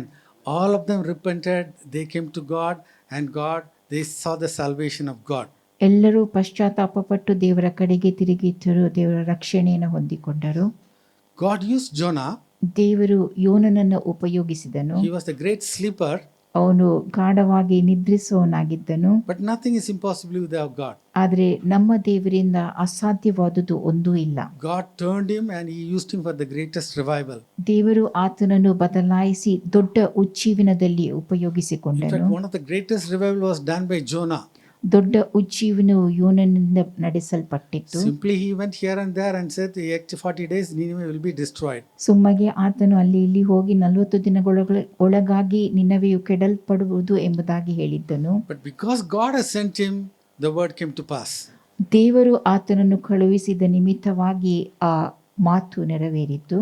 Job, at the end of his book, Job chapter 42, verse 2 onwards, he says, "Lord, whatever you want to do, it will be done. Nothing can be stopped." ಯೋಬನ ಗ್ರಂಥದಲ್ಲಿ ನಾವು ನೋಡುವಂತಹದ್ದು, ನೀನು ಏನೇನು ಹೇಳುತ್ತೀಯೋ ಅದು ನೆರವೇರುತ್ತದೆ, ಅದನ್ನು ನಿಲ್ಲಿಸಲು ಯಾರಿಂದಲೂ ಸಾಧ್ಯವಿಲ್ಲ. Think about for a minute. ಒಂದು ನಿಮಿಷ ಯೋಚಿಸಿರಿ. When you are in chapter 1, Jonah, chapter 1, it appeared that it's very impossible that the people of Nineveh will be saved. ಅಧ್ಯಾಯ 1ರಲ್ಲಿ ಯೋನ 1ನೇ ಅಧ್ಯಾಯದಲ್ಲಿ ಇನ್ನವೇ ಜನರು ರಕ್ಷಿಸಲ್ಪಡುವುದು ಬಹಳ ಕಷ್ಟಕರವಾಗಿ ತೋರುತ್ತದೆ. Amen. But God saved every one of them. ಆದರೆ ದೇವರು ಅವರಲ್ಲಿ ಎಲ್ಲರನ್ನೂ ರಕ್ಷಿಸಿದನು. Peter was also sleeping. ಪೇತ್ರನು ಕೂಡ ನಿದ್ರಿಸುತ್ತಿದ್ದನು. But God changed him and he became the Pentecostal preacher. ದೇವರು ಆತನನ್ನು ಬದಲಾಯಿಸಿದನು ಮತ್ತು ಆತನು ಪೆಂತೆಕೋಸ್ತ ಬೋಧಕನನ್ನಾಗಿ ಮಾಡಿದನು. Same way, the greatest revival, greatest harvest is going to come to India. ಅದೇ ರೀತಿಯಾಗಿ ದೊಡ್ಡ ಉಜ್ಜೀವನ, ದೊಡ್ಡ ಸುಗ್ಗಿ ಭಾರತ ದೇಶದಲ್ಲಿ ನಡೆಯಲಿದೆ. 140 crores of people. 140 ಕೋಟಿ ಜನರು. How they will be saved? ಅವರೆಲ್ಲರೂ ಹೇಗೆ ರಕ್ಷಿಸಲ್ಪಡಲು ಸಾಧ್ಯ? God is going to use people like us. ದೇವರು ನಮ್ಮಂತ ಜನರನ್ನ ಉಪಯೋಗಿಸುತ್ತಾನೆ. Today we may be behaving exactly like Jonah. ಇಂದು ನಾವು ಕೂಡ ಯೋನನಂತೆಯೇ ವರ್ತಿಸುತ್ತಿರಬಹುದು. But God can change every one of us. ಆದರೆ ದೇವರು ನಮ್ಮೆಲ್ಲರನ್ನು ಬದಲಾಯಿಸಲು ಶಕ್ತನು. Of course, Jonah was an Old Testament fellow. ಯೋನನು ಹಳೆ ಒಡಂಬಡಿಕೆಯ ವ್ಯಕ್ತಿಯಾಗಿದ್ದನು. But God, by His blood, changes our character. ಆದರೆ ದೇವರು ತನ್ನ ರಕ್ತದಿಂದ ನಮ್ಮ ಸ್ವಭಾವವನ್ನು ಬದಲಾಯಿಸಲು ಶಕ್ತನು. The Bible says that we have the mind of Christ. ಸತ್ಯವೇದವು ಹೇಳುತ್ತದೆ ಕ್ರಿಸ್ತನ ಮನಸ್ಸು ನಮ್ಮದು ಎಂಬುದಾಗಿ. Whatever the word of God says will come to pass. ದೇವರ ವಾಕ್ಯ ಏನು ಹೇಳುತ್ತದೋ ಅದು ನೆರವೇರುತ್ತದೆ. Through whom? ಯಾರ ಮೂಲಕವಾಗಿ? Through every one of us. ನಮ್ಮೆಲ್ಲರ ಮೂಲಕವಾಗಿ. This is where I thought you will say amen. ಆಮೇನ್ ಎಂಬುದಾಗಿ ನೀವು ಹೇಳುತ್ತೀರಿ ಎಂಬುದಾಗಿ ಭಾವಿಸಿದ್ದೆ. Some of you may not be even thinking of the revival or a great harvest. ನಿಮ್ಮಲ್ಲಿ ಕೆಲವರು ದೊಡ್ಡ ಉಜ್ಜೀವನ ಅಥವಾ ದೊಡ್ಡ ಸುಗ್ಗಿಯ ಕುರಿತಾಗಿ ಯೋಚಿಸುತ್ತಲೂ ಇಲ್ಲದೆ ಇರಬಹುದು. Like Jonah, instead of going to Nineveh, you're going to Tarshish. ಯೋನನಂತೆ ನೀವು ನಿನವೆಗೆ ಹೋಗುವ ಬದಲಾಗಿ ತಾರ್ಷಿಸಿಗೆ ಹೋಗುತ್ತಿದ್ದಿರಬಹುದು.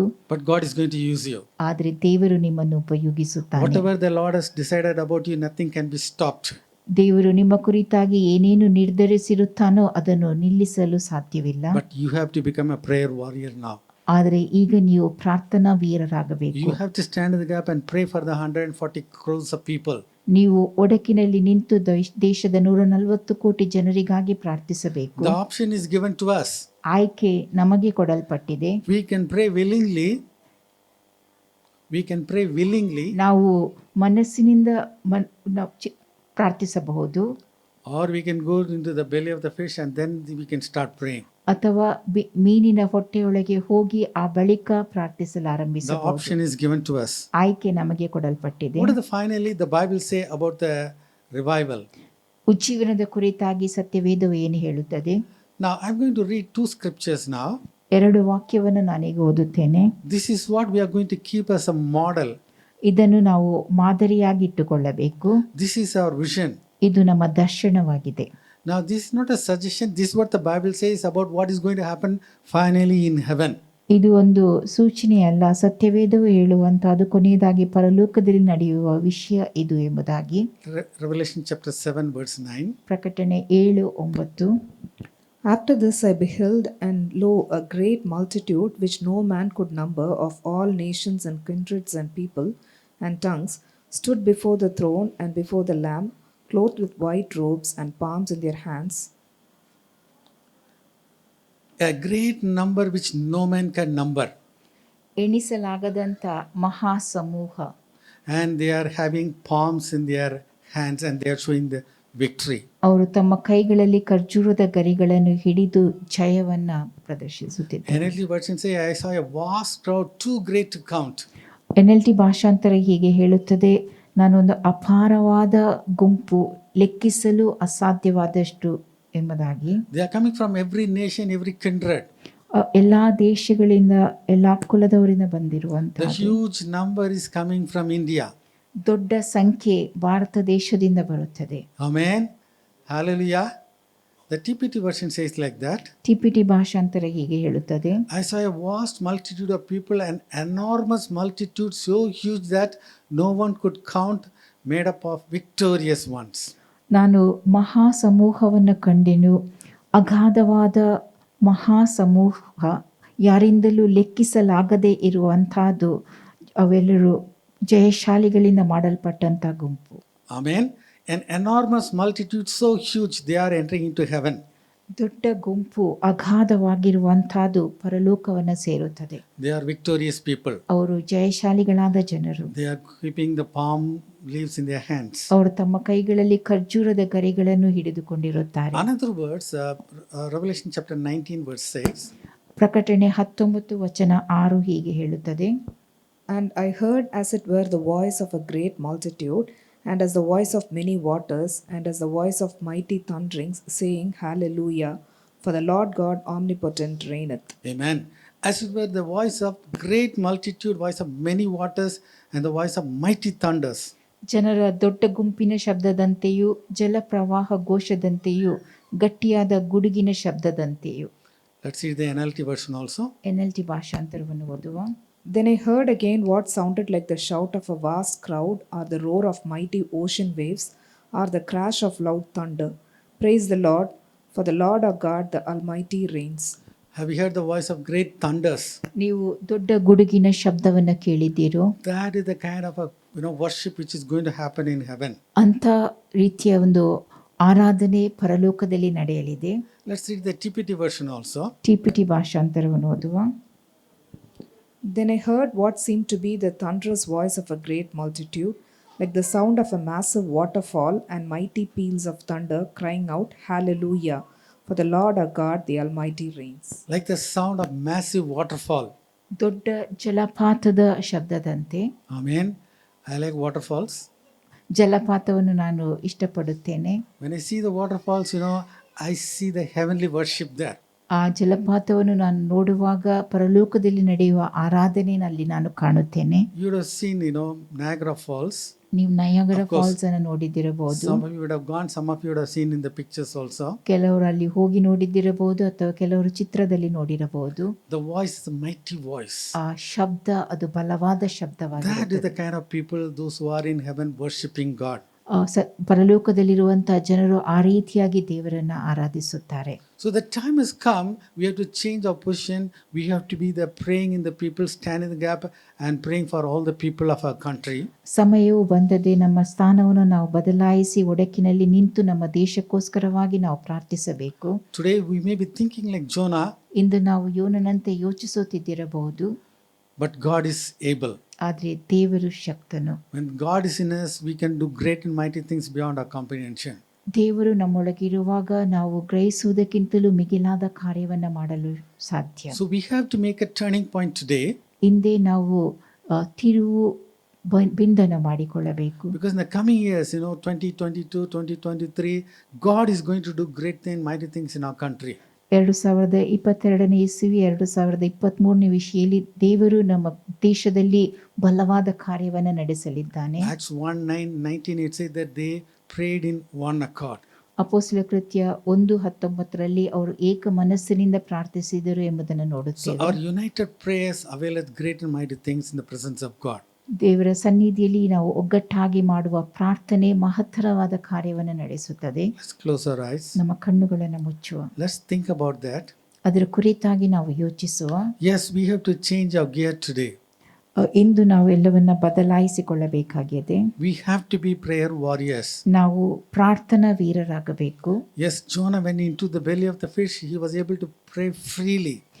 ಯೋನನು ಮೀನಿನ ಹೊಟ್ಟೆಯೊಳಗೆ ಹೋದಂಥ ಸಮಯದಲ್ಲಿ ಸ್ವತಂತ್ರವಾಗಿ ಪ್ರಾರ್ಥಿಸಲು ಸಾಧ್ಯವಾಯಿತು. But by the grace of God, by the power of God in you, you can pray like that now itself.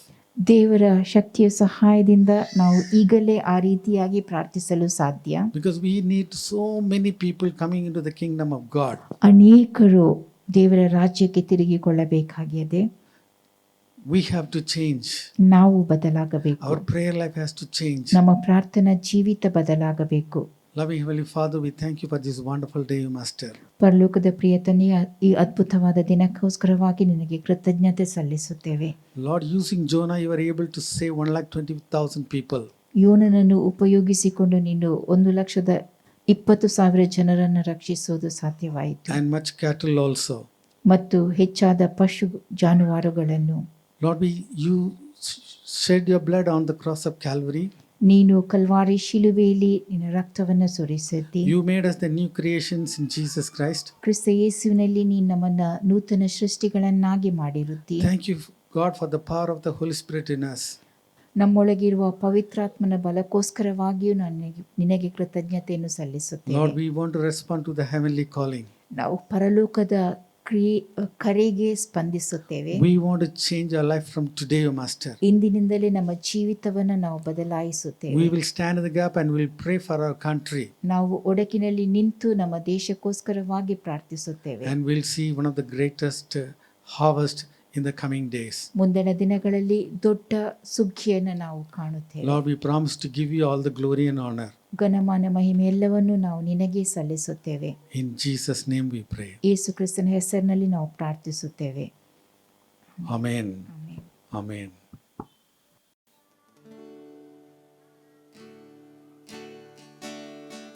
Christ alone, my hope is found. He is my light, my strength, my song. This cornerstone, this solid ground, firm to the fiercest flood and storm.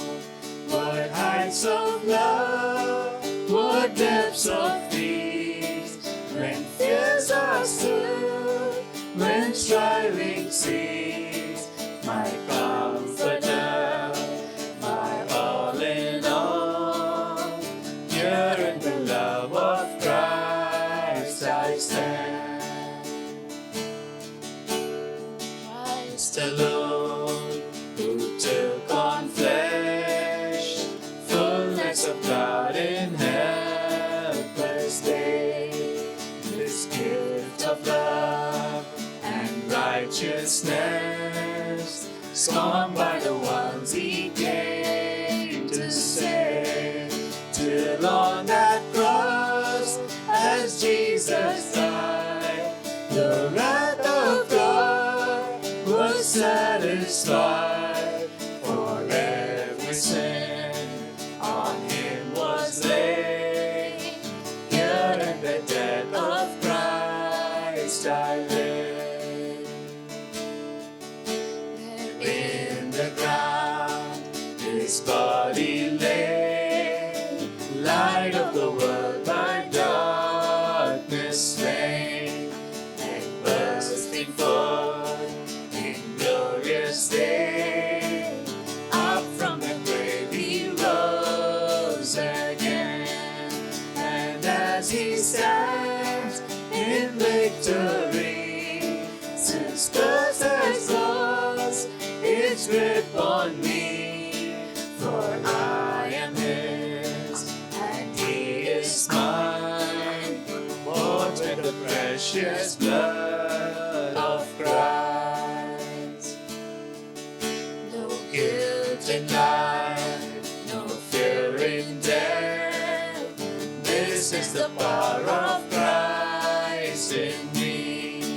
From life's first cry to final breath, Jesus commands my destiny. No power of hell, no no scheme of man can ever pluck me from his hand till he returns or calls me home. Here in the power of Christ I stand. Here in the power of Christ I stand. Here in the power of Christ I stand. All right, we'll have the closing prayer. Loving Heavenly Father, we thank you, Lord, for this wonderful Sunday morning, O Lord God. Thank you for your presence and filling us with your Spirit, O Lord God. And also thank you for your word, O Lord God, this morning. Yes, Father God. Father, yes, O Lord God, you helped us to introspect, yes, O Lord, how is our prayer life, O Lord God.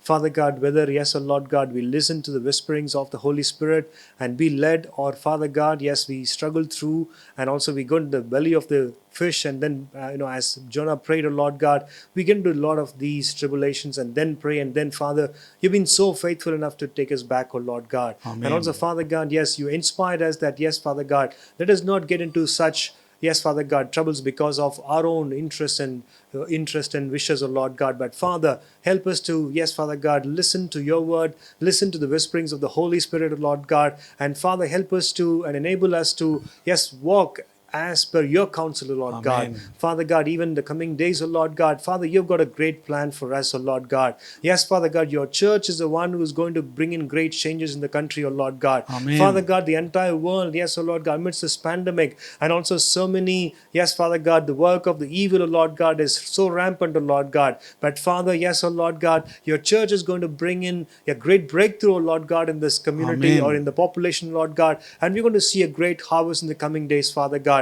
And also, Father God, as Manipal Shekinah church members, whatever is your calling in our lives, O Lord, Father, we pray that you speak to each and every one of us, O Lord God. Amen. As you spoke to us this morning, O Lord God, Father, you spoke to each one of us differently, O Lord God, through the word. Father God, yes, Father God, help us to take it, internalize it, and also in the coming days, Father God, help us to practice the way you have, yes, told us to follow, O Lord God. Father God, we also commit this coming week into your hands, O Lord. Father God, yes, O Lord God, whatever assignments, whatever tasks that you have in store for us, Lord God, Father, we pray that you would, yes, Father God, enable us to do it in spirit and in truth, O Lord Amen. God. Be with us, Father, lead us and guide us, Lord. In Jesus' mighty name we pray. Amen. Amen.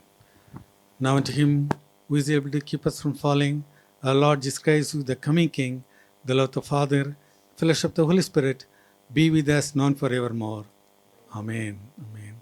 Hallelujah. Hallelujah. Hallelujah. Hallelujah. Hallelujah. Hallelujah. God bless you all. Amen.